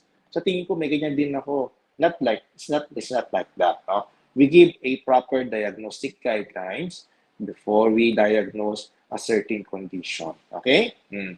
Ano pa yung ibang disorder na related, no? Baka meron silang defiant disorder, no? O 1/3 to 1/2 of children with ADHD have this ODD, no? O para silang tamad lang, no? Baka naisip mo, ay baka ADHD yan kasi di nakikinig, tamad, no? O iba pala yung kailang problema. Or baka naman meron silang conduct disorder, no? O 30 to 40% of children na meron silang ganito, no? Or baka meron silang anxiety and depression. Okay? Baka meron silang anxiety or depression. They often manifest as ADHD symptoms. Kala nila may ADHD yung pasyente kasi hindi nakikinig, lagi malungkot, walang natatamlay silang tatamlay sila mag-aral, yun pala, no? Ayun pala, may anxiety and depression pala sila, no? Hindi pala ADHD, di ba? So it's very important for us to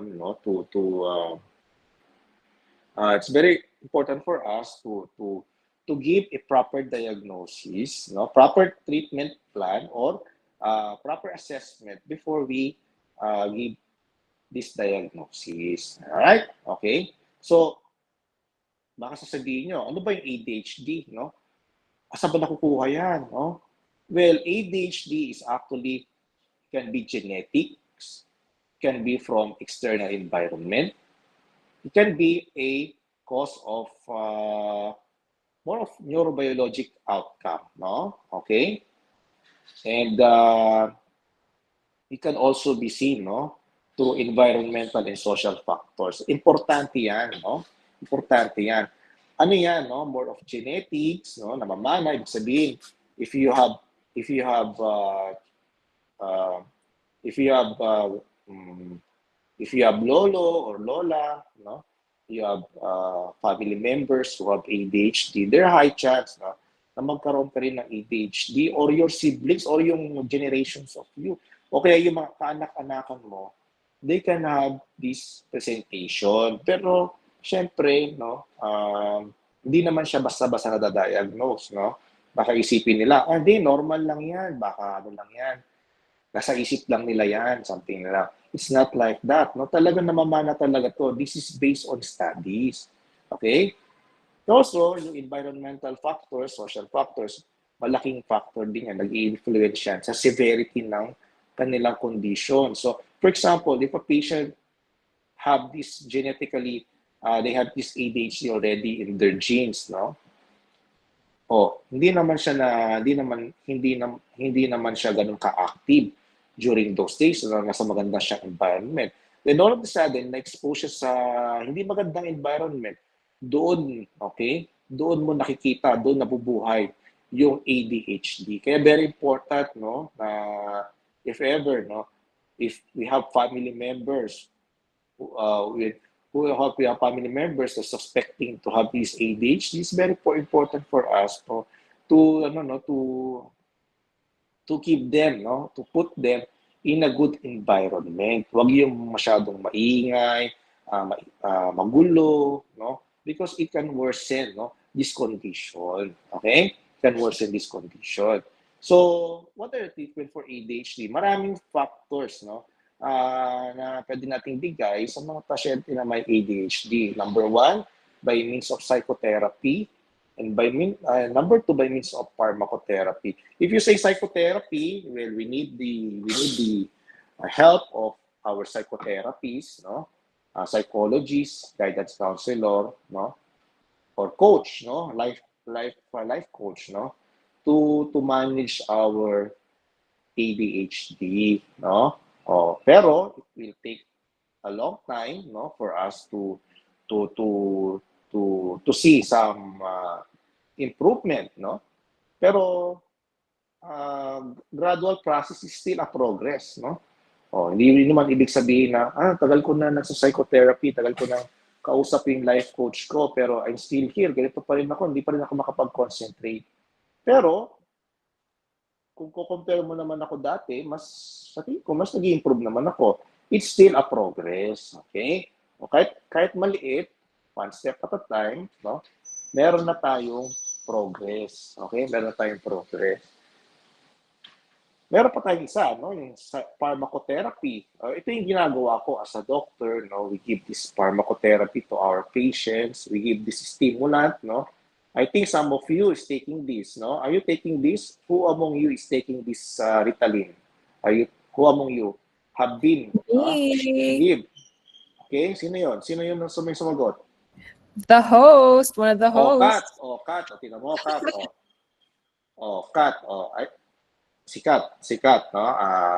Nagtitake siya ng Ritalin. So I think she knows the effect of Ritalin, no? When she first took the medicine, no? So this Ritalin, or the generic name of with the generic name of methylphenidate, is the most effective class of medication. Okay?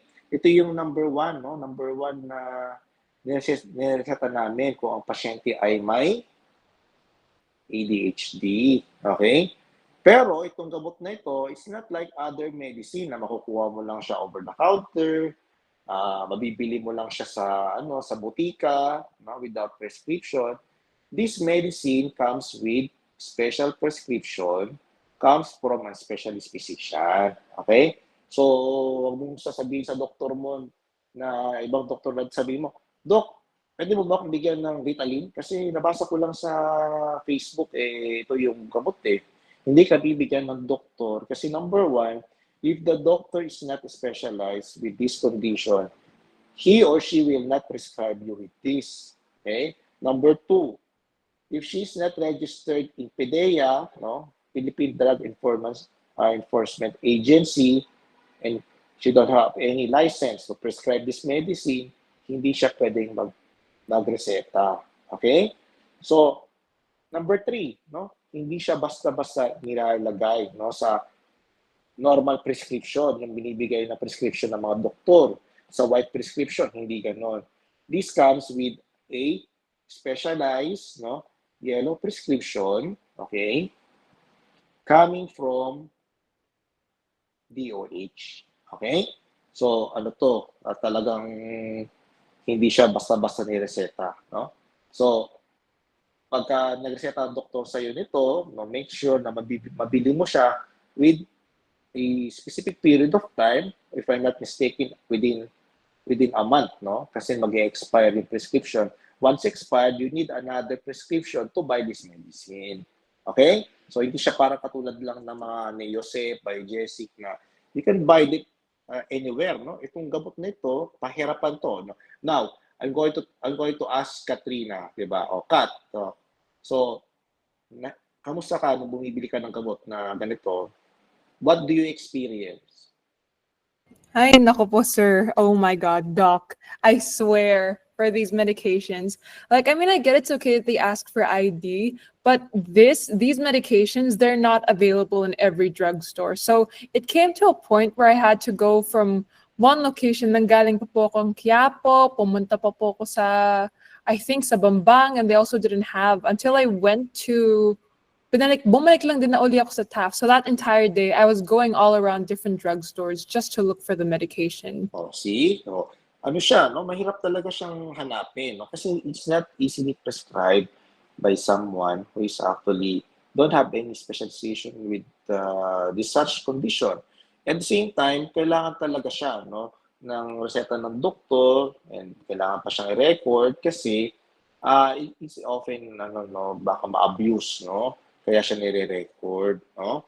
Kaya siya nire-record. So, ayun, no? So, yun nyo, si Kat, no? Nahihirapan siyang bumili ng gamot niyan because hindi siya basta-basta nireseta unless talagang kailangan talaga ng pasyente. Okay? Yung talagang kailangan talaga siya ng pasyente. Okay? So, ayun. So, yun na nangyari, no? Pero, nakabili ka naman, Kat, ng prescription mo? And it's very expensive.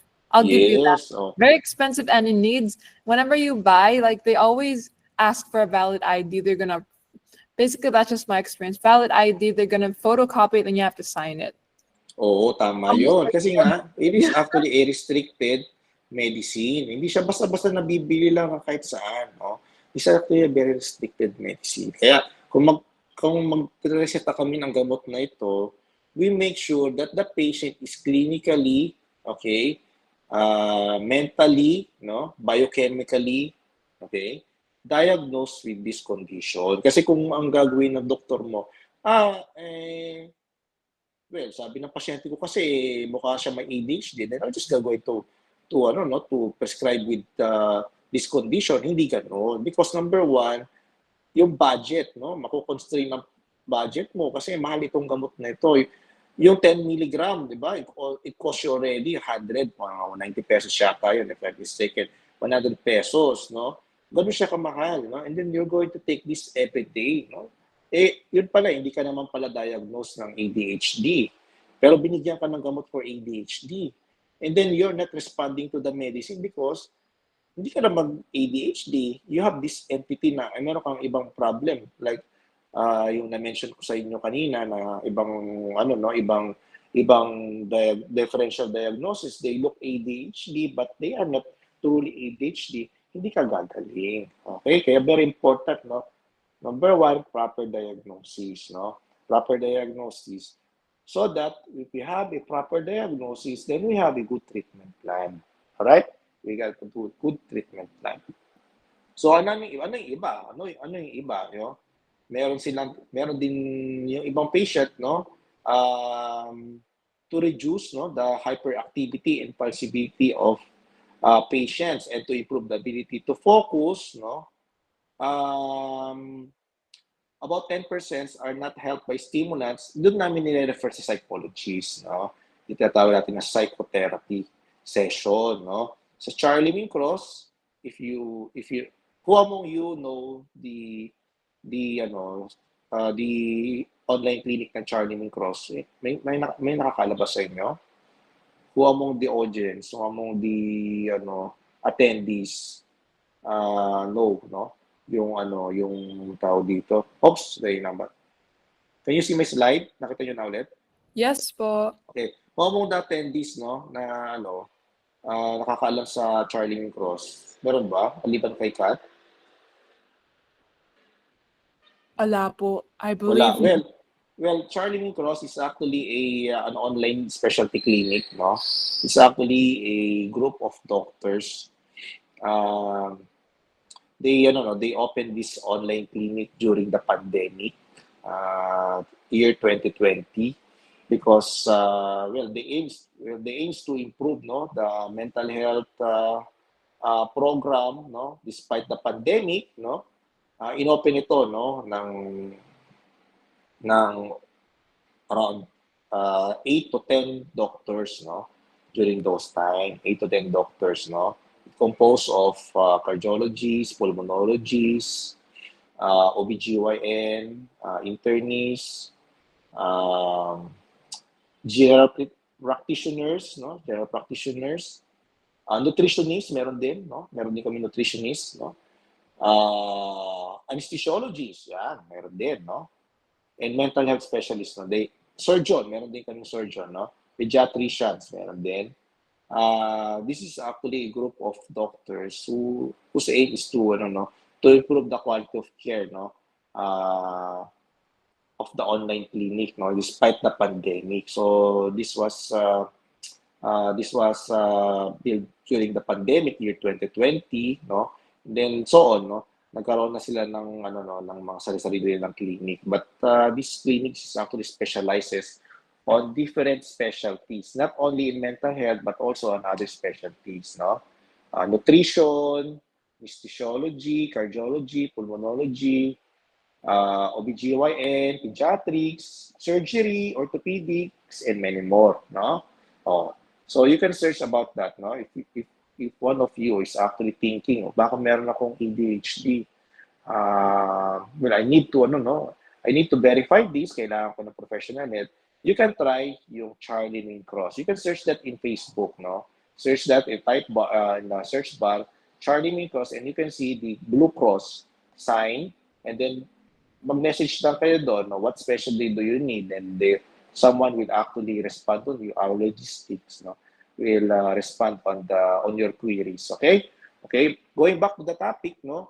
Meron ding tinatawag na atomoxetine, no, in Strattera, no. This is not available in the Philippines, no. This is only available in the US.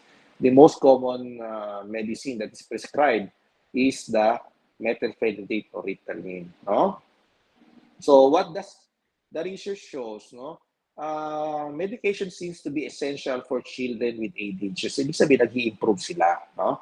The most intensive ADHD treatment, no, is actually a combination, no, ng medication and behavioral treatment. Ito yung sinasabi ko sa inyo kanina, di ba? We need a psychotherapy and pharmacotherapy to improve the treatment plan, no, for ADHD, no? Well, no, each treatment will be the most effective for the child, no? Because no two children are alike. Ibig sabihin, pwede mag-work itong gamot na ito sa'yo, but sa ibang pasyente, hindi mag-work, no? Kasi iba-iba kasi yung ating personality, iba-iba din yung ating build-up, iba din yung ating genetics, iba-iba rin yung ating metabolism. Kaya you cannot question, bakit si Katrina okay yung yung gamot niya sa ADHD, bakit ako hindi? So you cannot question that because sabi ko nga sa inyo kanina, patients, the two children of two patients are not alike. They are not the same. So you cannot compare them with one another. But no one treatment is the answer for every child, no? Although medication works well for many children, no, it can cause some undesirable side effects. So, hindi lang laging good effect ang mag-encounter natin sa medicine. But also, may mga side effects din yan, okay? Remember, the medicine, no, the pharmacotherapy is actually stimulant. So, ibig sabihin, para kang uminom ng maraming kape in one setting. Your brain stimulated. So, lahat ng information na alam mo during those times, you're hyper because you think you can do anything because your brain stimulated, no? That is what methylphenidate is doing.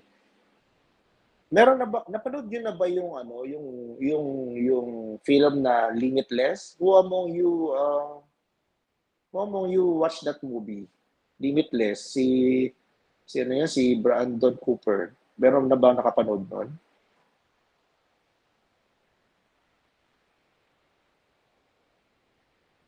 Meron daw po si Ma'am April and si Sir John Bernardino po. Yun. So, yung Limitless, actually they get that concept with this medicine, no? Yung Ritalin, no? You can watch that movie. Oh, magandang movie yun, no? Magandang movie. It's actually may action movie na parang something na may no? It's actually a good movie. You can watch that, no? It's actually 2009 film. Si Brandon Cooper, if I'm not mistaken, siya yung bida doon, no? During those time, no, nung nag-aaral ako ng medicine, sabi ko, ay sana may medicine talagang ganito. Sana makainom ako ng ganito. Kasi during those time, no, syempre, dami binabasa na libro, di ba? Hindi mo naman ma-absorb lahat yun, no? Pero siya, nung nakakainom siya ng gamot doon, yung sa limitless na na film, lahat alam niya, no? He can actually memorize all of the what do you call this? All of the books in one setting, no? Basa-basa siya, then he can actually he became linguistic, no? Kaya niyang mag-Inche, kaya niyang mag-Chinese, kaya niyang mag-French, lahat. Sabi ko, nakakabilib. Sana meron palang ganito. Yun pala, meron din palang ganito, pero hindi naman, exage naman yung limitless, no? But they get the concept, no? Yung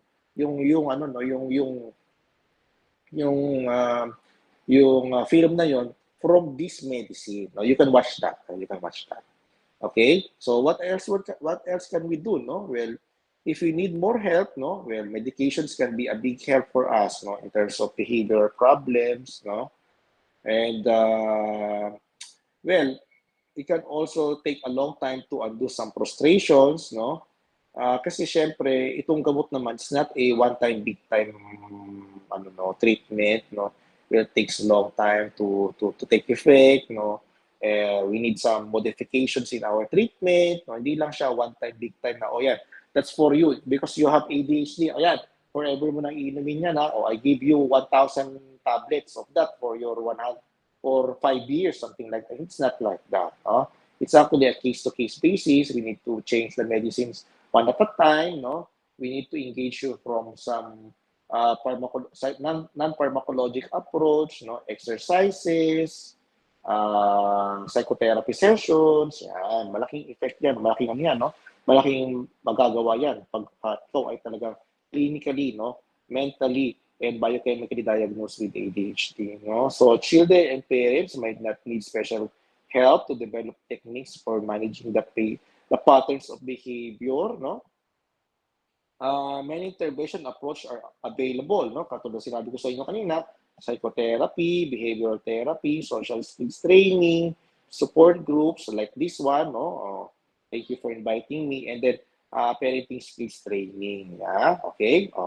And then, okay, what else can we do? No, schedule. No, well, we are going to we do these simple tips. No, kung pakiramdam mo may ADHD ka or you're diagnosed with ADHD, you do some schedule. No, have some routine every time, every day. No, post the schedule in the kitchen o lagay mo sa living room mo, lagay mo sa kwarto mo, lagay mo sa table mo. Yung mga gagawin mo para di mo makalimutan. No. Very importantly, you organize the needed everyday items, okay? Have place for everything. Lagay mo lang sa isang particular place yung mga gamit mo. Huwag mo ilalagay sa kahit di, ilalagay mo sa kusina mo, lagay mo din sa kwarto mo. Huwag ganun, no? You organize things. You put them in one place at a time. Okay? Oh, you use homework or notebook organizers. No? You ano, no? Yung sulat mo sa papel mo, sulat mo sa mga notepads nyo, no, sa mga laptops nyo, or sa cellphone nyo, yung mga assignments para hindi mo makalimutan. Alright? Oh. Well, in conclusion, no, proper diagnosis by a trained professional is imperative, especially to rule out other conditions or problems. Very important ang proper diagnosis. Hindi lang yan na diagnose ng basta-basta, no? It can be diagnosed, no? It can be diagnosed by certain professionals, no? Treatment is most effective when it's multimodal and also involves our family members. Sabihin natin sa family members natin, Mommy, Daddy, I think I have an ADHD. Can we go to a professional who can formally diagnose with this condition? Okay. Kailangan ng family support, no? When treating patients with this type of condition. Effective treatment does not always have to include medications, no? Hindi naman lahat, no, gamot lagi. Well, we need to improve ourselves, no? Exercise, no? We do thing at a time, one time. We don't do multitasking activities, yan, no? Ano lang, no? We need to improve, no, yung ganito mga conditions, no?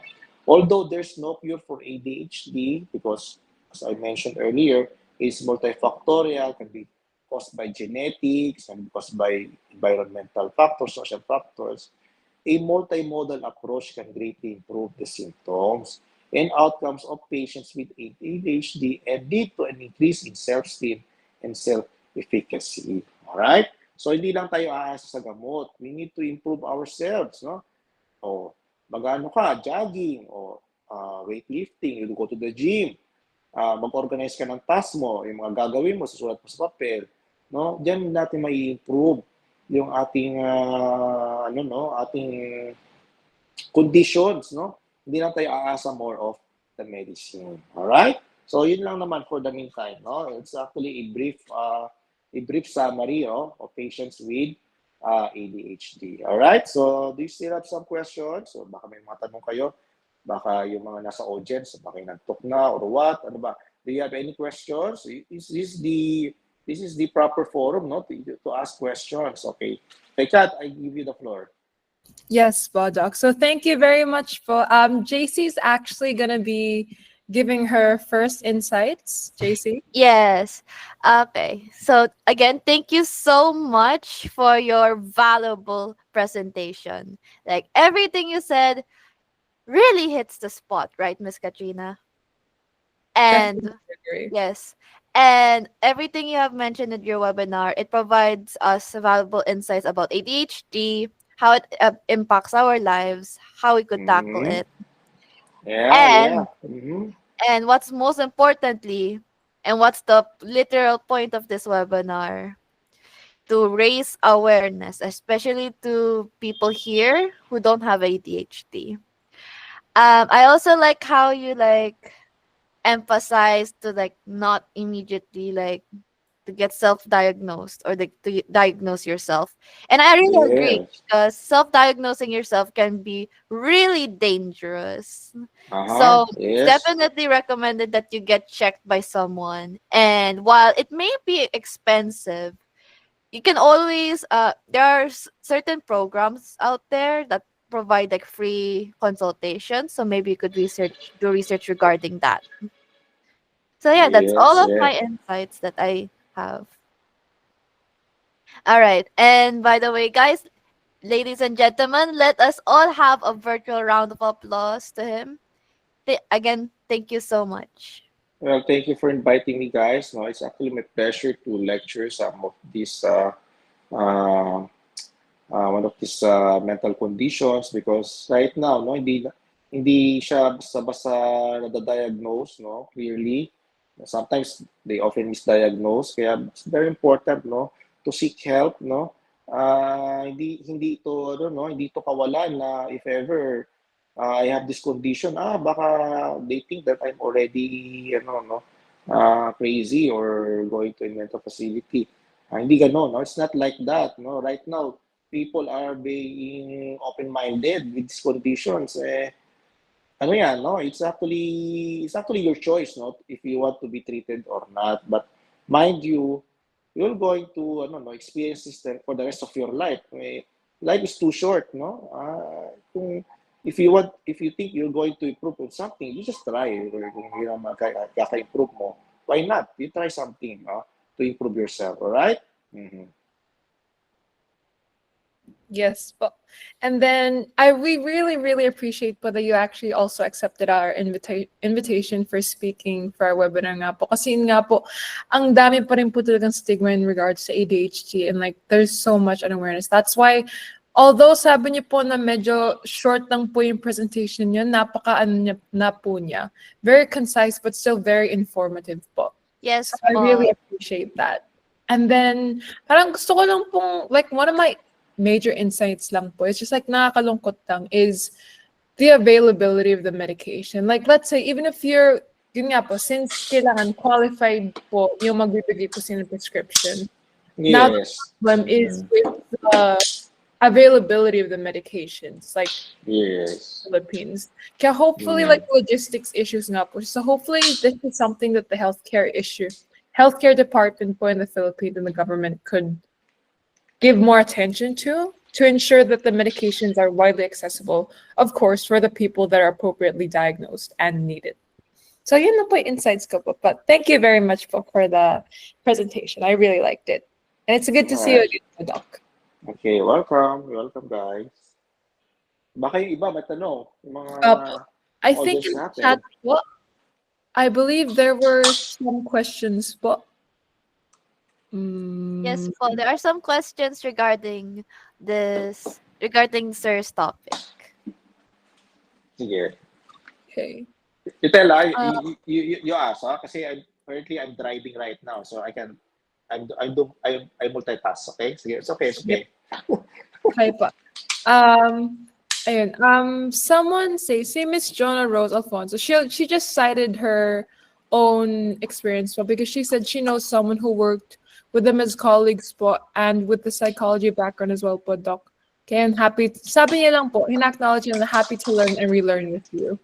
Tapos, okay. yeah po. Tapos may nagtanong po kung ban daw po ba yung gamot na to sa Japan and Korea? Hindi siya ban, no? It's actually in US. This is a US approved, FDA approved medicine, so it will not be banned to one place to another unless na may certain protocol doon that they don't want this medicine but the counterpart of it. May ganun, no? Pero hindi siya nababan kasi this is actually an FDA approved. And Doc, there's also one thing I heard from my friend though, because like after I told him about my ADHD diagnosis and me taking Ritalin, like he brought up the issue of Adderall because in his place in Boston, oh my God, I'm not sure if I should be saying this, but basically, apparently in this place where my friend, he knows a few people that there are people that apparently deal Adderall without prescriptions to people in his campus, especially during finals week and all that.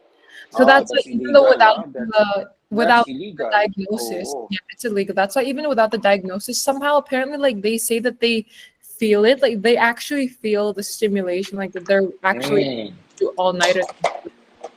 Well, it's actually a stimulant, no? You feel stimulated when you take this medicine because it's like, di ba, when we are actually studying, di ba, we need a stimulant. Kakape tayo, di ba? Oh, ngayon, imagine that you are taking 10 cups of coffee in one setting.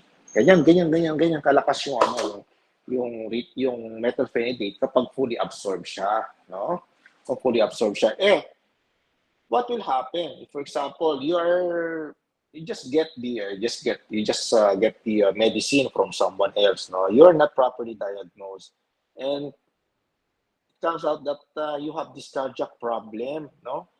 Meron ka palang mga cardiac problem like you have this Brugada syndrome, you have this QT syndrome, you have this arrhythmia, no?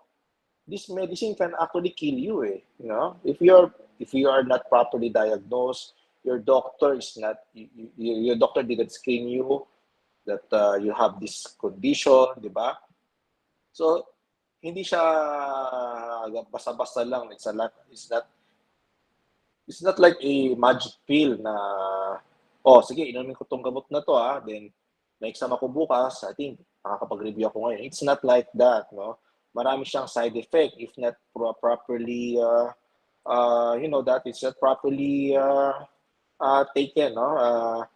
Meron ka palang cardiac problem and you're taking this Ritalin, ano ka, mamamatay ka lang, di ba? O, di ba?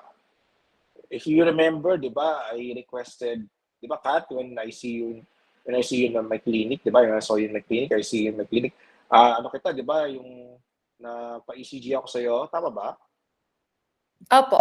Like on the spot, Oh. nagpa-ECG po ako. O, kasi we need to see, no? We need to see if you're a candidate to take this medicine, wala kang problem sa puso or anything else because it will endanger, no, yourself as well, no? Kapag meron kang cardiac problem, no? And then you're taking this stimulant, no? I know that because I'm also a cardiologist, no? Well, I know the side effects of Ritalin, no? That's the reason why I'm very careful when I prescribe this medicine. I make sure that the patient is actually stable and no cardiac problem when someone will actually take this medicine. Okay? Kaya very important thing na marule out natin yung other cardiac cause. Na pwedeng mag-cause ng other problem, no? Ang problem mo lang pala, attention lang pala, then all of a sudden, hindi ka pala tama yung diagnosis sa'yo, then they give you this medicine, attention lang pala yung problem mo, yun pala, namatay ka na pala kasi because of heart attack or anything else, arrhythmia, because hindi ka nga na proper diagnose. Alright? Kaya yung ibang patient, ibang doctors, no, they are actually afraid, no? When this is not their specialization, they will not prescribe you with this because it has many consequences and effects, no? Kung hindi siya tamang nagamit. Kaya yung kanina, no, sinabi mo kanina, Kat, no, that's actually not good. Yung sa Boston ba 'yon? They are selling this. It's like a candy, parang ganun na, oh, you have exam tomorrow, take this Adderall na. Oh, sa tingin ko bukas, yung baka kakapag-aral ka, marami kang makakukuha. So, it's not like that. Kaya nga, itong medicine na to is actually a restricted medicine. They only prescribe by professionals who have license, no, to prescribe in PDEA. All right? Sir, I believe someone also raised their hand po. Si Sir Andy Batangantang. Hello, good evening. Good evening, Doc. Yes, I good have a evening. question. Yes, I've been teaching for 18 years, although I have already stopped. My question has something to do with I have this aversion towards forms and documents, and I'm finding it really difficult, although I've been teaching for 18 years, to compute grades and to concentrate. Oh, I often submit grades late. I've been oh. trying to understand what's going on. Is it possible that I have ADHD? So you have this difficulty of concentrating. You often Uh, procrastinate. Particularly with forms and with grades, and when I am trying to, for example, compute and check papers, etc., it's so painful. It's so my head throbs, and it's really difficult for me to focus. So I've been wondering if that may be, although I've been diagnosed with depression, Mm. so but I'm considering that probably I may have ADHD as well. ADHD. Well, not all the time, no? Not all the time, because it can be a manifestation as I told you earlier, as we discussed. No, it can be also a manifestation of other problem, like I don't know. like anxiety, generalized anxiety or depression, no? They can actually present it as ADHD like symptoms, no? So hindi laging ADHD, no? It's better for us, no, to give you proper medicines if necessary, no? It's better for us to diagnose you clearly, no? If your doctor give you assessment, exams, mas makakabuti yon, very important, no? Kasi doon natin malalaman talaga kung ang pasyente talaga ay ano, tawag dito, may ADHD or wala, no? Or baka may entity na ibang nagpo-cause nitong condition mo, no? It's better to do follow up with your doctor, no, Andy, no, on this Okay. condition. Kasi you're how many years are you taking the medicine already? Are you taking medicines? I'm taking antidepressants probably O for antidepressant? more than 2 years already. Matagal na yon, no? It's better to consult Um, your doctor, no, to change or to modify your medicine depending on the no, no your clinical presentations. Okay? Baka naman hindi lang anxiety or depression yung nasa sayo, but also baka meron ka na ring ibang entity like ADHD, mood or personality problem. Yun. okay. See Okay, you, because doctor. Thank you very much po. ito kasing itong gamot kasi na binibigay for ADHD, it's not actually a ano no, a one pill fits all. It's not like that, no. It's not like that.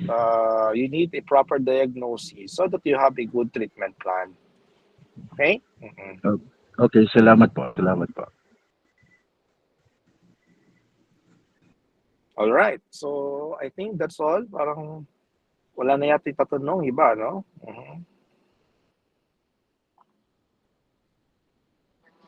Okay, so I think, ayun, meron pa po, nag-raise po din ng hand sila Andy Batangantang and Mary Chris si Mary Chris Villanueva po has raised a hand. You may open your mic po. Yes. Good evening po, Doc. Good evening po, everyone. Hi, Chris. Mhm. I have a concern po kasi because I was diagnosed with ADHD for almost 19 years now. I was Yeah, ilan? diagnosed with 19 years po. 19 years? That's quite a long time. But yun, ano po, my How mom, old are you then? How old are you 22 then? po. 22. So meaning you're diagnosed at an early age of 3 years old?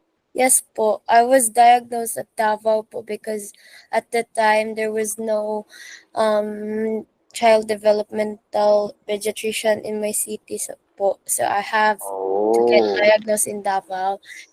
And then my mom refused to ano po, like give me some therapy po because we weren't like financially capable po. So ayun po. And until like 2021, I was diagnosed with a lot of mental disorders. And Oh, then yan. Oh. like parang 7 ata po na nasa DSM-5. Like, Naku, sobra naman, ang dami naman. Bakit ganun? Okay, go ahead. tapos po, I was like settling, ay ma'am, I was wait lang po, subtly telling my, ano po, my psychologist na I wanna take methylphenidate when she refused because ano po daw, like, it is hard to get medications um, if example po, if I wanna go outside, like abroad, and it's very hard to get like prescriptions from your doctor because you're in abroad. So my concern po, Nasaan ka ba ngayon? Are you in uh, abroad right now? no po, I'm in Philippines. And my concern right now Where? po, Where in the Philippines? Where in the Philippines? sa Jansan po. Oh, Jensen. Well, I have lots of patients in Jensen, and they often they I don't know they get this medicine in Mercury Drug in Jensen. It's not ano, it's not that hard, no? Unless Hmm. talagang wala talagang stocks, doon tayo magkakaroon ng problem. Pero ano po, I stopped like drinking antidepressants and antipsychotics because it made me like sorry, make me so emotionless po. Pero ang concern ko po is Oh. I want to have focus po because my grades are very low. Tas I wanna ano po, increase it but I cannot focus because ano po nakaka-experience po ng aversion towards my ano po, Hmm. my major right now which is psychology. Oo. Oo It's nga, eh. ironic. I see. Walang pinipili 'to, itong ADHD, wala siyang pinipili. Whether you're a doctor, whether you're psychologist or what, 'di ba? Opo. Wala siyang pinipili, no? Mhm. So, your question is? Yung concern ko po is how to like focus talaga without the meds. How to Kasi, focus. Oh, how to focus. Well, you can do some simple things na para ma-improve yung memory mo. Parang, for example, you often forget things, no? You need to write them in a notepad, in in your cell phone, no? Okay? Before, no, nung nag-aaral ako, no, ah, ang usually na ginagawa ko ay I take notes, no? Everything I read in a book, no? Tini-take note ko sila para, no, nami-memorize mo siya, no? Pag nag-aaral ka na, no? Because when you're taking notes, no, there's a part of our brain, no, na uses the amygdala, nagme-memorize nung take note natin. Kaya if you can experience, 'di ba? For example, 'di ba, kung may nakakalimutan ka, pag sinusulat mo siya sa papel, hindi mo siya nakakalimutan kasi nga when you write down in the paper, no, nare-register na yan sa brain natin. So, non-pharmacologically, if you think that hindi mo pa need na mag-take ng medicines, no, you can do those remedy na don't multitask, okay? Magsulat ka sa notebook mo, yung mga task na gagawin mo, yung mga aralin mo, i-take note mo rin sa sa notebook mo, no? O para pag re-reviewin mo na siya, madali na siya para sa iyo. Okay? And then very important, bawal kang magpuyat, no? Okay? Bawal magpuyat because sleep is important in memorization, no? Dapat we have adequate sleep so that we can think better, no? Makapag-memorize tayo ng mabuti. I discourage, no, yung mga estudyante na, for example, they have exams tomorrow, hindi sila matutulog ngayong gabi, no? I discourage them, no? I think all of you are guilty about that, but I discourage them, no, not to stay late at night when you have exams for tomorrow because yung mga inaral nyo throughout the night, there's a tendency na hindi siya ma-process nasa utak mo. Kasi kapag nandun ka na sa examination period mo, makakalimutan mo na sila because they are not properly processed, no? Very important yung sleep, no? When you have this condition, para ma-memorize natin, no? Makakaroon tayo ng clear, ma-aral natin, ma-recall natin, no? Yung mga napag-aralan natin throughout the day. Alright? So, yun. Kapag hindi ka, if you're, if you're, uh, if you are actually, if you have doubts that you have this condition, I think I have ADHD, I think I need some medicine, no? Don't hesitate to message yung Charlie Ming Cross, no? It's actually an online clinic. Don't hesitate to message Charlie Main Cross, and they're going to refer you to the specialist, no, who handle your conditions. Okay? Yun lang naman for the meantime. Thank you po, Doc. Okay, welcome. Ayan. So thank you po, Doc, for accommodating all the concerns and questions from our fellow peers. But unfortunately, we wouldn't want to exhaust much of Doc Vincent's time, of course, so we'll no longer be entertaining questions for now. But like he said Mhm. earlier, well, if you guys have any questions for him, I posted a link to Charlemagne Crossman po here in the comments section po, so you guys can contact Mhm. him personally. Tapos, Doc, we Yes. wouldn't make you stay longer for the certificate handing, but we'll let you rest na po since quota na po kayo sa mga pasyente na po since earlier, I believe. So Yeah, rest yeah. assured, we'll still be giving Thank you you for certificate. inviting me. Yeah, And thank you thank you for for inviting me, ah. the invite. Oo. Yes po. Actually, no, I'm actually very thankful that I was invited by Hans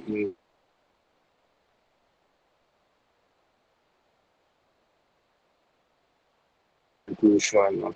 Because this this program is actually I think PWD. They often give some free webinars to patients who have mental conditions. So keep it up. No? I salute you.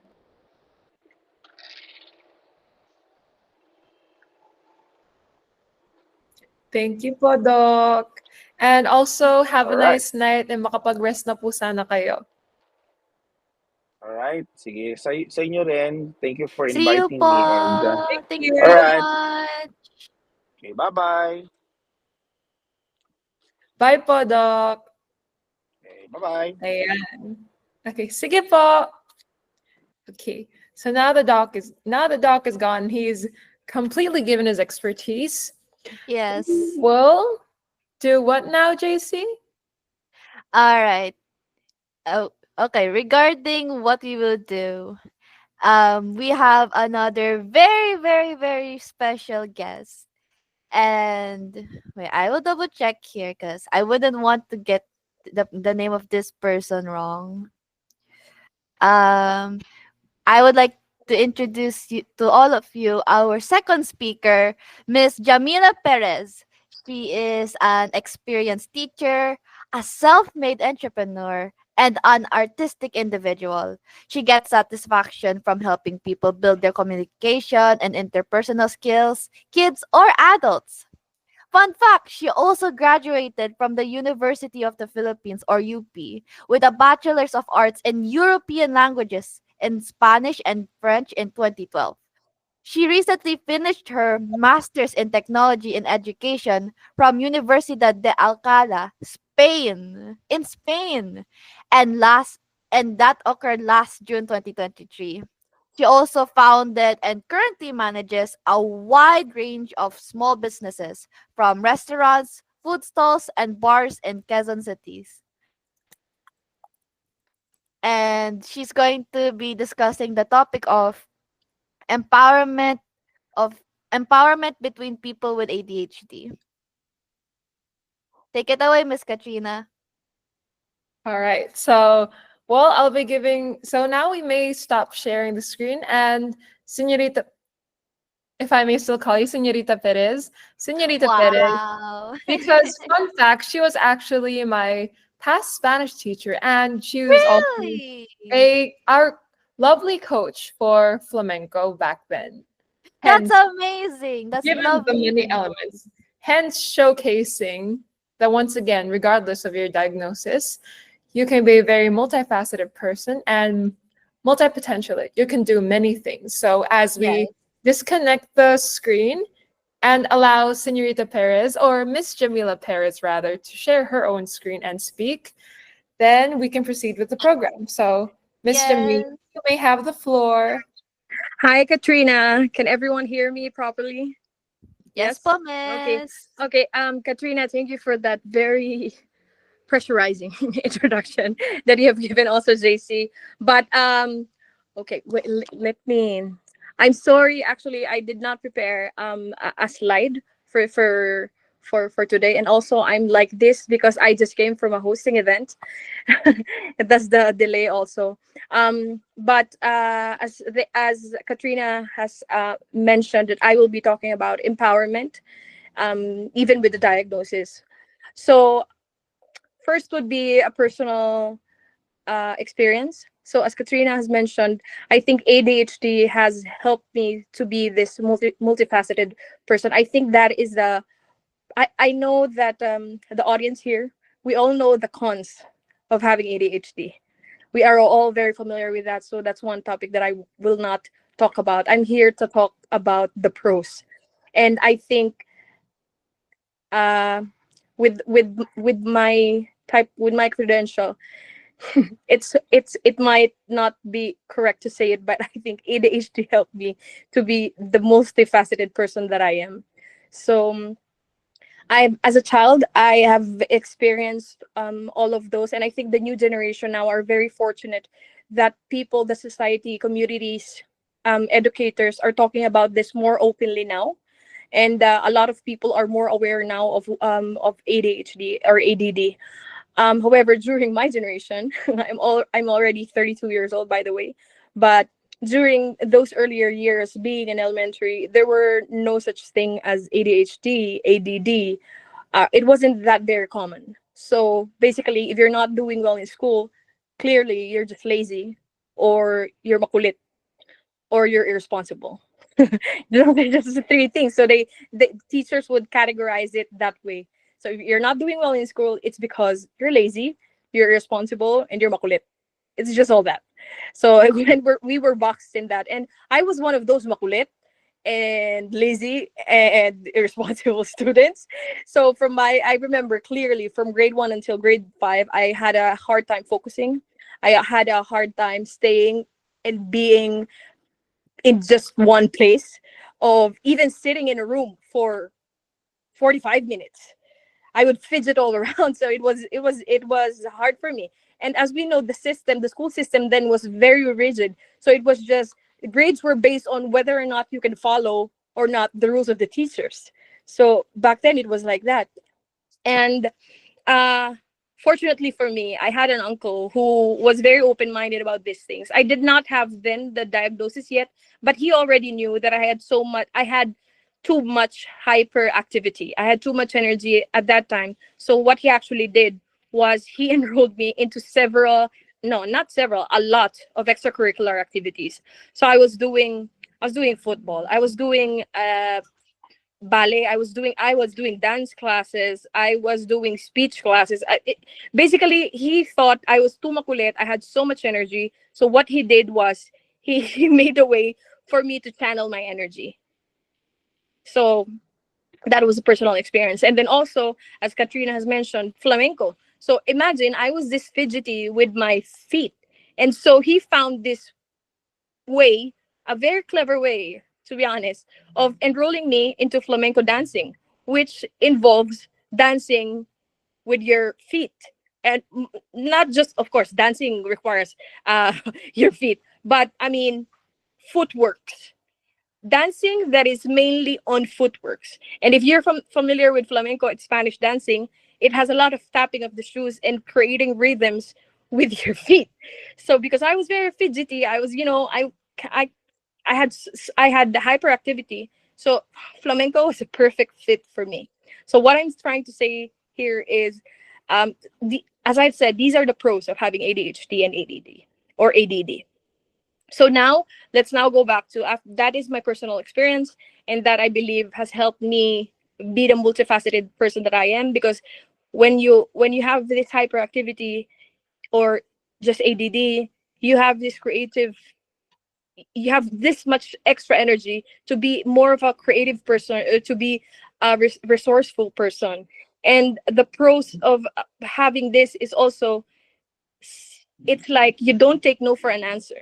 So if you're given a problem, you're so obsessed with creating solutions, you're so obsessed with fixing the problem because of your because of what you have. Okay, so those are the pros that have helped me. And to the audience who are here, maybe we can look at it through that way. instead of saying like, oh, I hate myself because I fidget a lot, I'm like this, I'm awkward, I'm that. No, but you need to look or to channel that energy, because I'm quite sure that if you harness it in a more productive way, it really is a pro. It's one of the pros of having this condition. Okay, so now moving on, after my personal experience, I now go on to me being a teacher. When I was teaching in an international school in the Philippines, we were given we are made aware if students have a condition, if they have special needs. So we are made aware of that. So dito na papasok yung the importance of having a clear diagnosis. Because if you're a student, if you have a child who you think might have it, if you're an adult who you think you have it, who has it. So if you're that, I really would advise for you to get a clear diagnosis, have it on paper, because this will go a long way of how institutions can actually provide for your needs. As much as we hate to say it, uh this is the part of the bureaucracy. You need a paper, you need the paper, you need the proof to get also the accommodation that you need. So instead of just demanding it right away, or like they don't understand me, everyone hates me and stuff like this, I think it's important that we get a clear diagnosis, and we make sure that the stakeholders that we are working with, our employers, our educators, our colleagues, if you are ready, I think that it will really help them understand you and also accommodate your needs. So that has been my experience with being a teacher. So when I was working in an international school, I know the diagnosis, I know the conditions of my students, and I was able to cater to them um, in a more effective manner. So that's how it is in schools. So sadly, in the Philippines, not a lot of parents are very open to that. Not a lot of parents are very supportive of that idea. But I have seen this, how successful it is if the system is like this. When I worked in Spain, as a teacher. I worked with primary school. I actually worked preschool, primary school, even their high school. So I've worked with all the levels, and surprisingly, and in a very positive way actually, in Spain, a lot of kids are diagnosed with a condition, and they are given a lot of accommodations by the teachers, and it's easier for the teachers, because sometimes I'm a teacher myself, although it's not correct to treat students subjectively, still you're a human being. So if you have this student who's very unruly in class, who's always fidgeting, who doesn't know when to take turns, who's very impatient, those are some of the symptoms of ADD or ADHD. They cannot follow the instructions. Sometimes as a teacher you feel like so you it affects your relationship with that student. So it really helps if educators are made aware of your condition. So they may not know how to fully accommodate you, but the fact that they have an idea of your condition, it will really help your educators to accommodate to your needs. And one achievement that Europe has done with this one is, so they have standardized tests, and I don't know if we have those accommodations in the Philippines, but in Europe they have standardized tests, like for example the Cambridge English exam. So they have those level exams and stuff. If you send them, so the organizations, no, if you are about to take the exam and you send them that, hey, I actually have this diagnosis, this is my condition, during the exam they actually give you accommodations. So for some ADD students, they are given more time to take the exam. They are either isolated in a more quiet place where they are free from other distractions. So a lot of accommodations are being given to them in Europe, and I'm quite hopeful. I'm quite hopeful that we will have the same thing in the Philippines sooner or later. And I know that this is happening. With even with just a forum as small as this one, I think we are contributing on how institutions, how the community at large will be able to be inclusive to these kinds of people with who have these conditions that are sometimes beyond our control. So yeah, that has been my experience. I don't know if we have an if you have questions, or that has been my experience. So I hope that I didn't want to talk about the cons. I just wanted to talk about the pros of having this condition. And I hope one way or another I was able to, add value to this forum. So that's about it. All right. So, ladies and gentlemen, please join me all in giving a full virtual round of applause to our very Yes. esteemed speaker, C. Senorita or Miss Jamila Perez, for an insightful, engaging, and very empowering talk. Yes, and you definitely left your mark of empowering people with ADHD. Yeah, And yeah, and especially to think of it when you put it as a con, like when you put it specifically as a pro, like you left your mark. Like I said, you like my co-host said, you left your mark for empowering people with ADHD to think of it as a superpower in order to pursue anything you set your mind to. And when you stated it, like I couldn't help but when you stated your personal experiences, I couldn't help but laugh each time when you cited, because I remember the times back in your class where I myself couldn't sit still, and oftentimes you'd always find me lying down on our hardwood floors while we had our lessons. And then that's why I was like always so surprised you seemed pretty lenient with me. But then other than that, I appreciated that you also brought up how certain academic institutions are more sensitive now but to these conditions that could impede academic and social development of children. And like you, I hope that this protocol is eventually implemented in the public school setup here in the Philippines, because right now it's still not as inclusive. And I also wanted to note there. Okay, now I'm going to give the floor to JC for her own insights as well. hello. Um Again, thank you so much, Miss Perez, for your amazing and informative speak. And the fact that you don't need like a presentation really does show how adaptable you can be when different situations arise.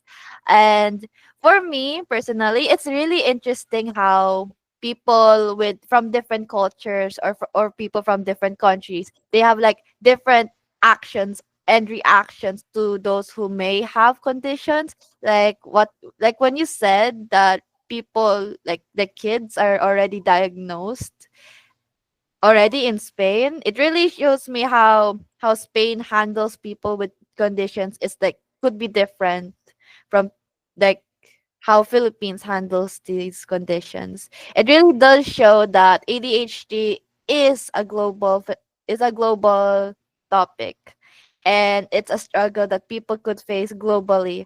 And also the standardized test in Europe, we can actually use this as a benchmark, like hopefully it could be implemented as well in our country. And it's really interesting how, yeah, because like actually there is this like, I think it's in, I'm not sure which UK country it is, but in one of the countries in UK, they have like a law where parents have to get their kid diagnosed, even if they don't want to.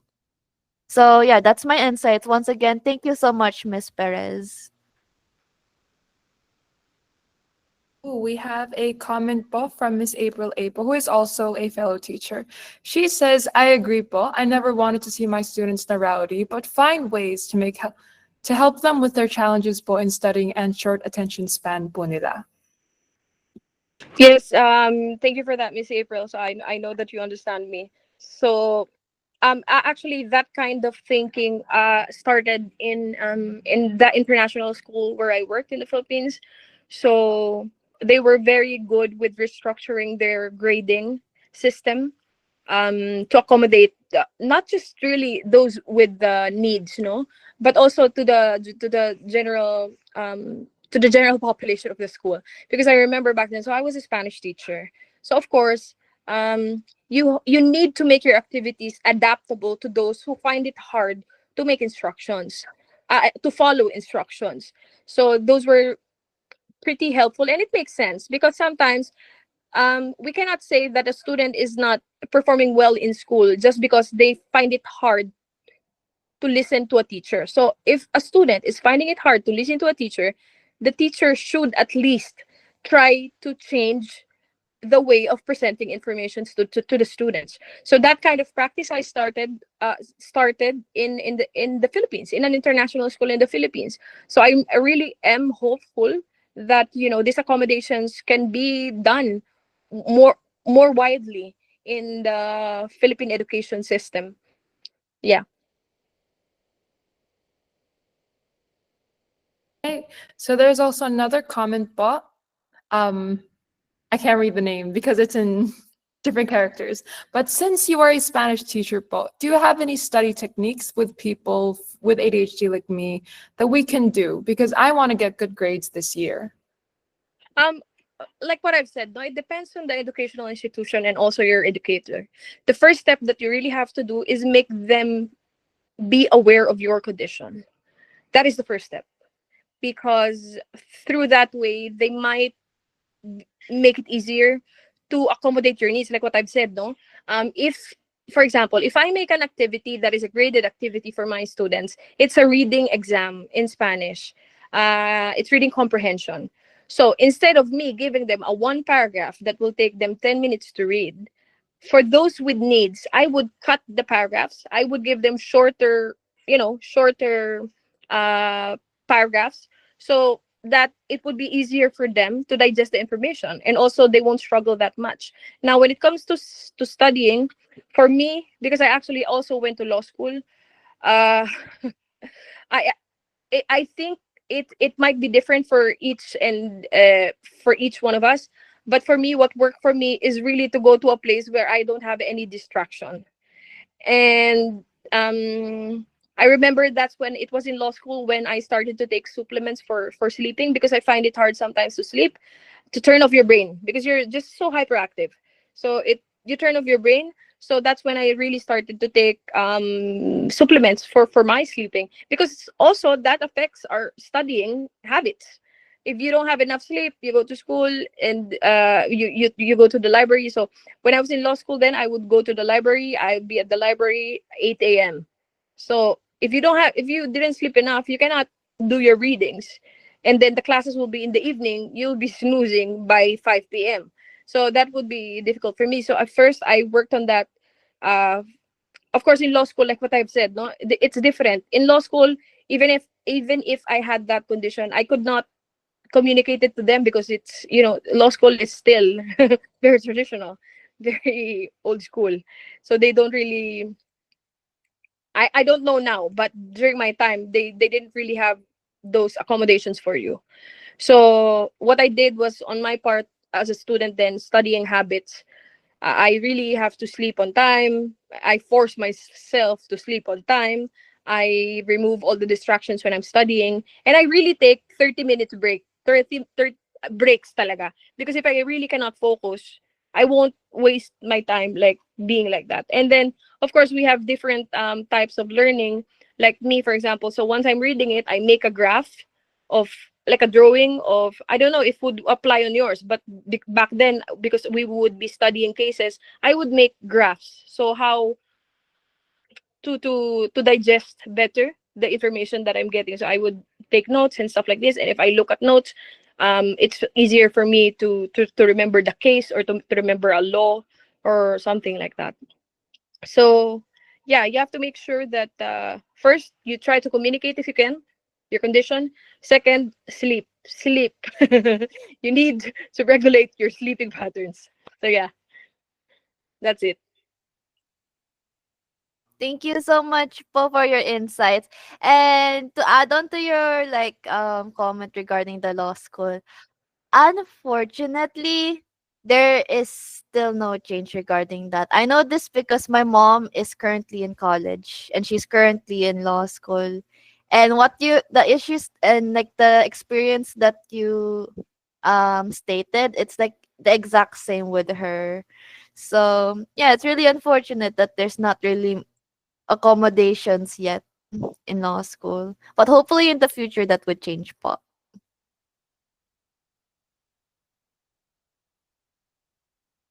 Okay, so now that we've gone through a few of the comments and questions, JC, should we check for more or should we just proceed?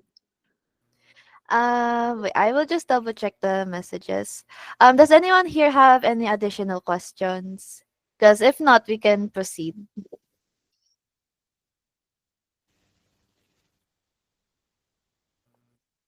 Going once, going twice. All right, we may proceed, Miss Catherine. Katrina. Yes, Katrina. Okay.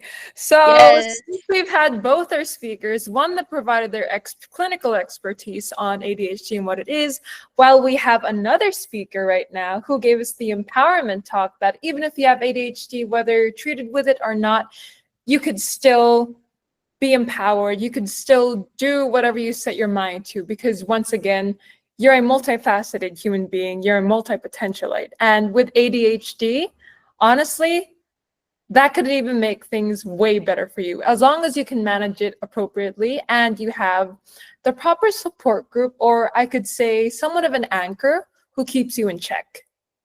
So yeah, that's some of the things that I Yes. have to say. And now as we move on to for the rest of our presentation, I'd like to thank you guys by awarding certificates of our appreciation.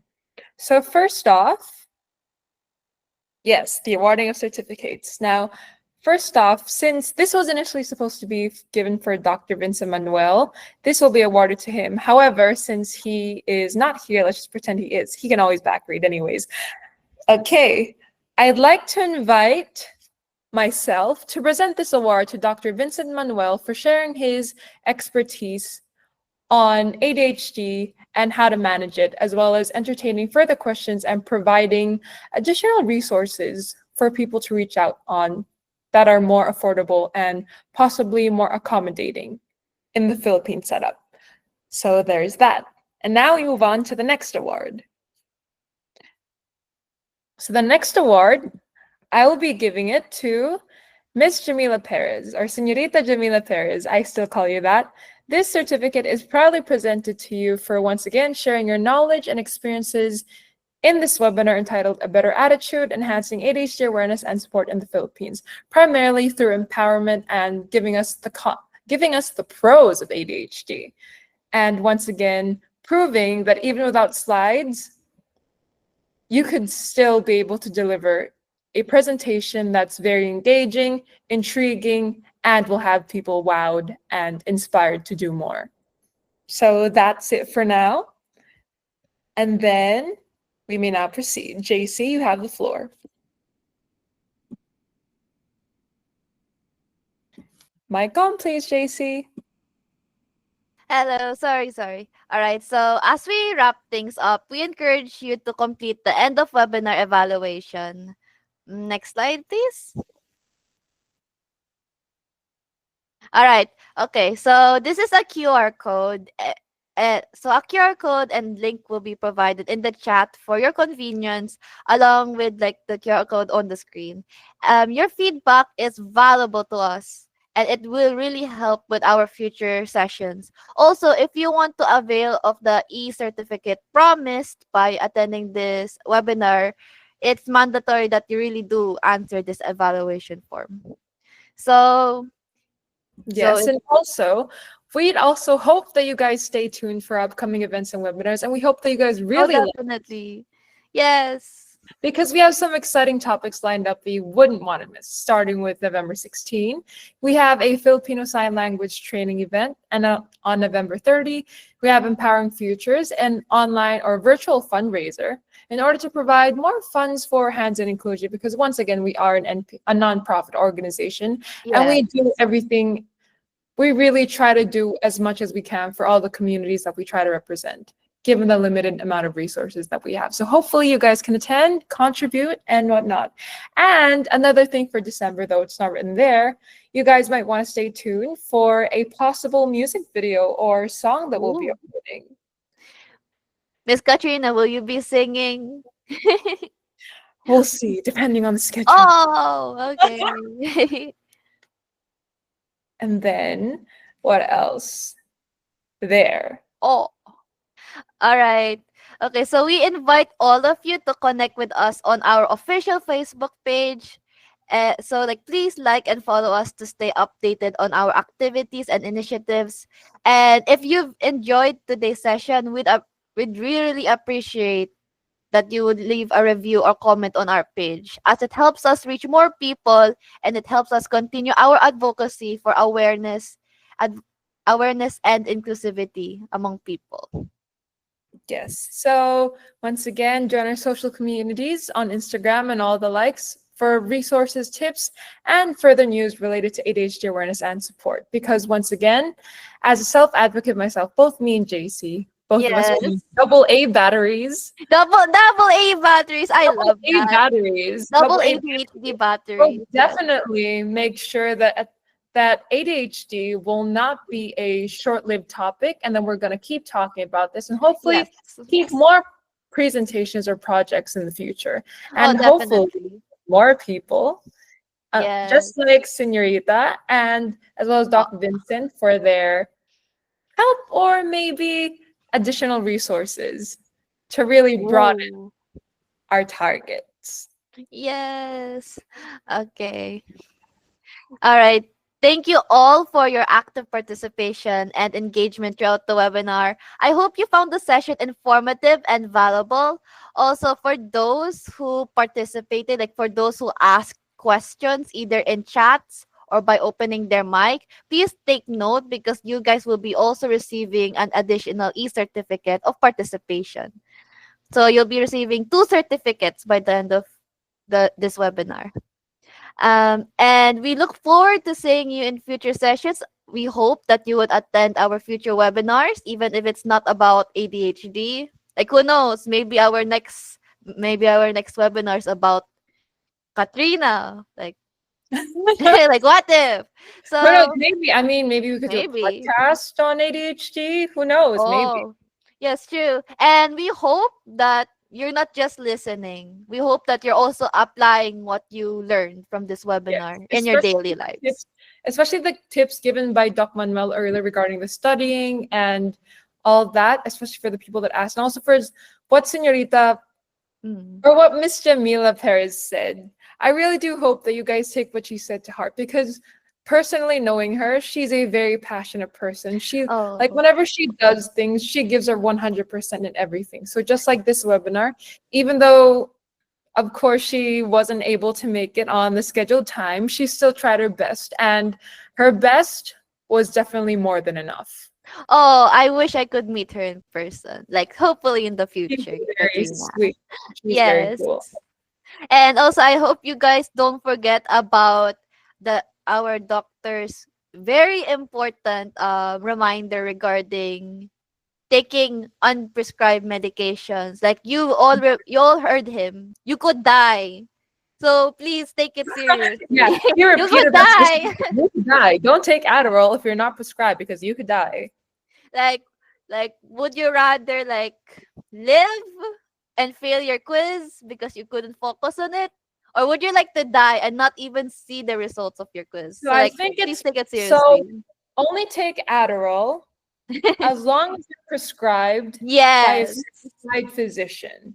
That's the main gist of it. A certified physician who has a specialization, Miss Katrina. Yes, Yes. definitely that because you need that yellow paper, of course. Oh, definitely. All right. Miss Katrina, you can take it away. All right. So once again, let us now proceed with the closing prayer, followed by a photo op. So if possible, we may have JC to do the closing prayer. Oh, me? Okay. Yes. Oh, wait, this is so sudden. Like, you know me, I also have ADHD, Miss Katrina. Yeah, me too. But hey, I mean, we're good at this, supposedly. I mean, if you make Okay. me, it'll be the Hail Mary or like the Our Father, Hail, unless you Hail don't mind Mary. that. All right. I'm going to Google a closing prayer. I mean, Okay. just why not? Okay, there's this one good closing prayer from chaswa.org. All right. In the name of the Father and also, by the way, for those who are not Catholics or Christians, you don't need to partake in the prayer. All right. In Yes. the name of the We're very Father. inclusive here. Okay. In the name of the Father and of the Son and of the Holy Spirit. Amen. Thank you, Lord, for your presence with us today. As we depart from this space now, we ask that you bless us throughout the remainder of our night and guide us safely home. Do not let the learning and conversations of this gathering and webinar die, but instead, may they continue to ruminate with us and bear fruit in our ministries throughout the year until we find ourselves together again. We ask for your guidance, especially for those with ADHD, and we hope that our advocacy would be connected more and more deeply with the hearts with the hearts among people. And we ask this in the name of Jesus and in the name of the power of the Holy Spirit. Amen. In the name of the Father, Son, Holy Spirit. Amen. Amen. All right. So now that we're done with the closing prayer, let us now move on to the photo op. So everyone, if you guys are free or if you guys are willing, kindly open your cameras and then we'll have one of the facilitators take a screenshot. If you guys are good with it, of course. Yes. For certification. Yes, for certification. There. Okay. So guys, don't be shy.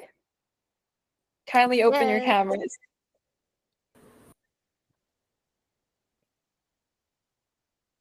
All right. And then we'll just have one of the facilitators kindly take a picture po.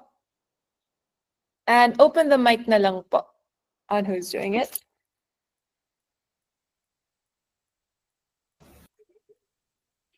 All right, ready? One, two, 3. Let me just check it on my end. One more. 1, 2, 3. Oops. All right. Thank you, everyone. Thank you so much once again to everyone that attended. And Senorita Perez, thank you so much for taking the time to really speak on Yes. this. Thank you. Also, don't leave yet. Don't leave yet, guys. Let me screenshot the people who attended this webinar because only the people who stick until the end of this webinar will be receiving the certificates. So if you leave now, bahala ka na. You don't have your certificate anymore. So wait lang, guys. I will screenshot one by one. So screenshot number 1. Wait lang, guys. I know you're sleepy na and it's nighttime. But you know. Yeah, I need to feed my cat. And I also need to give her medication. And I need to feed myself. Me too. Oh my goodness. Wait. Okay. Don't leave, guys. I'm Okay, almost wait. done Actually, I should bring screenshotting. my cat inside now. Oh my god, this Alright. is so chaotic. Yeah, it's okay. It's ADHD. ADHD anyways. It's Yeah, ADHD anyways. this It is a fits. sign of the Ritalin running off, guys. So Yes. I can I introduce you guys if you want. Alright. So Also, while I took screenshot of the. Oh, he left. She left. Okay, but guys, I already took screenshot of the list. So be rest assured that you'll be receiving your certificates within a few days. And thank you guys for tolerating with us, and we deeply apologize for the technical issues a while ago. Hi, Miss Katrina. May we see your hello. cat? Oh, so It's cute. the feral cat, actually. Yes. All right. Would you like to say the final remarks before everyone Yes. leaves, Miss Katrina?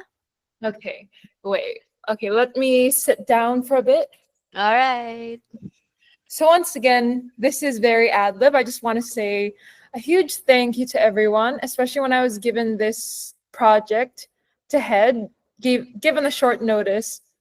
I'm sorry, Jason. Wait a bit. Okay, my cat's meowing. Let's ignore it for it No, because it's okay. okay. She's I'd like to, contributing yeah, also. Jason, please wait. Thank you guys all for coming.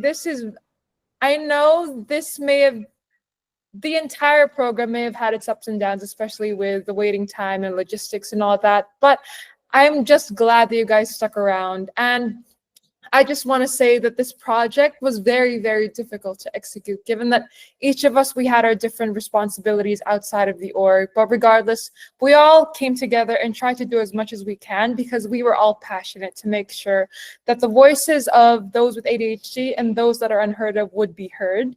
And even though this may be just a small event with only a few, not sure of how many people attended, but regardless, hopefully it still ends up making a ripple effect on the rest of the Philippine setup in terms of being more accepting and tolerant, and especially open-minded towards specific conditions and disorders. So I'm very grateful for that. I'm very grateful for the people and the speakers, especially for giving their time, because once again, their insights are very, very much appreciated. And without them, this webinar wouldn't have been completely substantial. And I'm very glad that with this, it became more of a safe space rather than a formal webinar, because everyone was able to speak up. Even Jan Bernardino was even able to promote his own group of people with ADHD, where they could just talk about, or just like have a forum of speaking about different things. And with that, I'm grateful. So that's why hopefully, like with future projects like this, especially with ADHD, I'm going to try my best to really focus on the empowerment and information in order to really contribute to the betterment of the Philippine setup in terms of health and well-being mentally. So thank you guys for joining, and hopefully you guys have a nice night, especially to those watching on Facebook Live right now. All right, so those are my Yes. words. All right. I'm so white. All right. Thank you guys so much, and we hope that you have a good evening. That's all I have to say. I already talked kanina Yes. kasi po. Thank All you. right. Oh wait, I forgot to add one more Okay. thing. Okay, what? Sorry. It's okay, It's guys. that the main thing for hands and inclusion, that's why I'm very glad that I was given this project like to head, is I guess it really coincides with the core of hands and inclusion, because once again, we're all working hands together to promote a very inclusive community that will eventually, and I really, really do guarantee that will happen in the Philippines, like in not just in general, but in the local institutions, in academic spaces, the older generation's perceptions of the stigmas regarding mental health and all of that. So yeah, I'm really glad for H and I, and we really are doing our work and we're really being inclusive. So thank you. So we are going to be an ally, and we'll make sure that everyone will always feel accepted and seen. So that's it for now. Yes. Yes. All Thank you. right.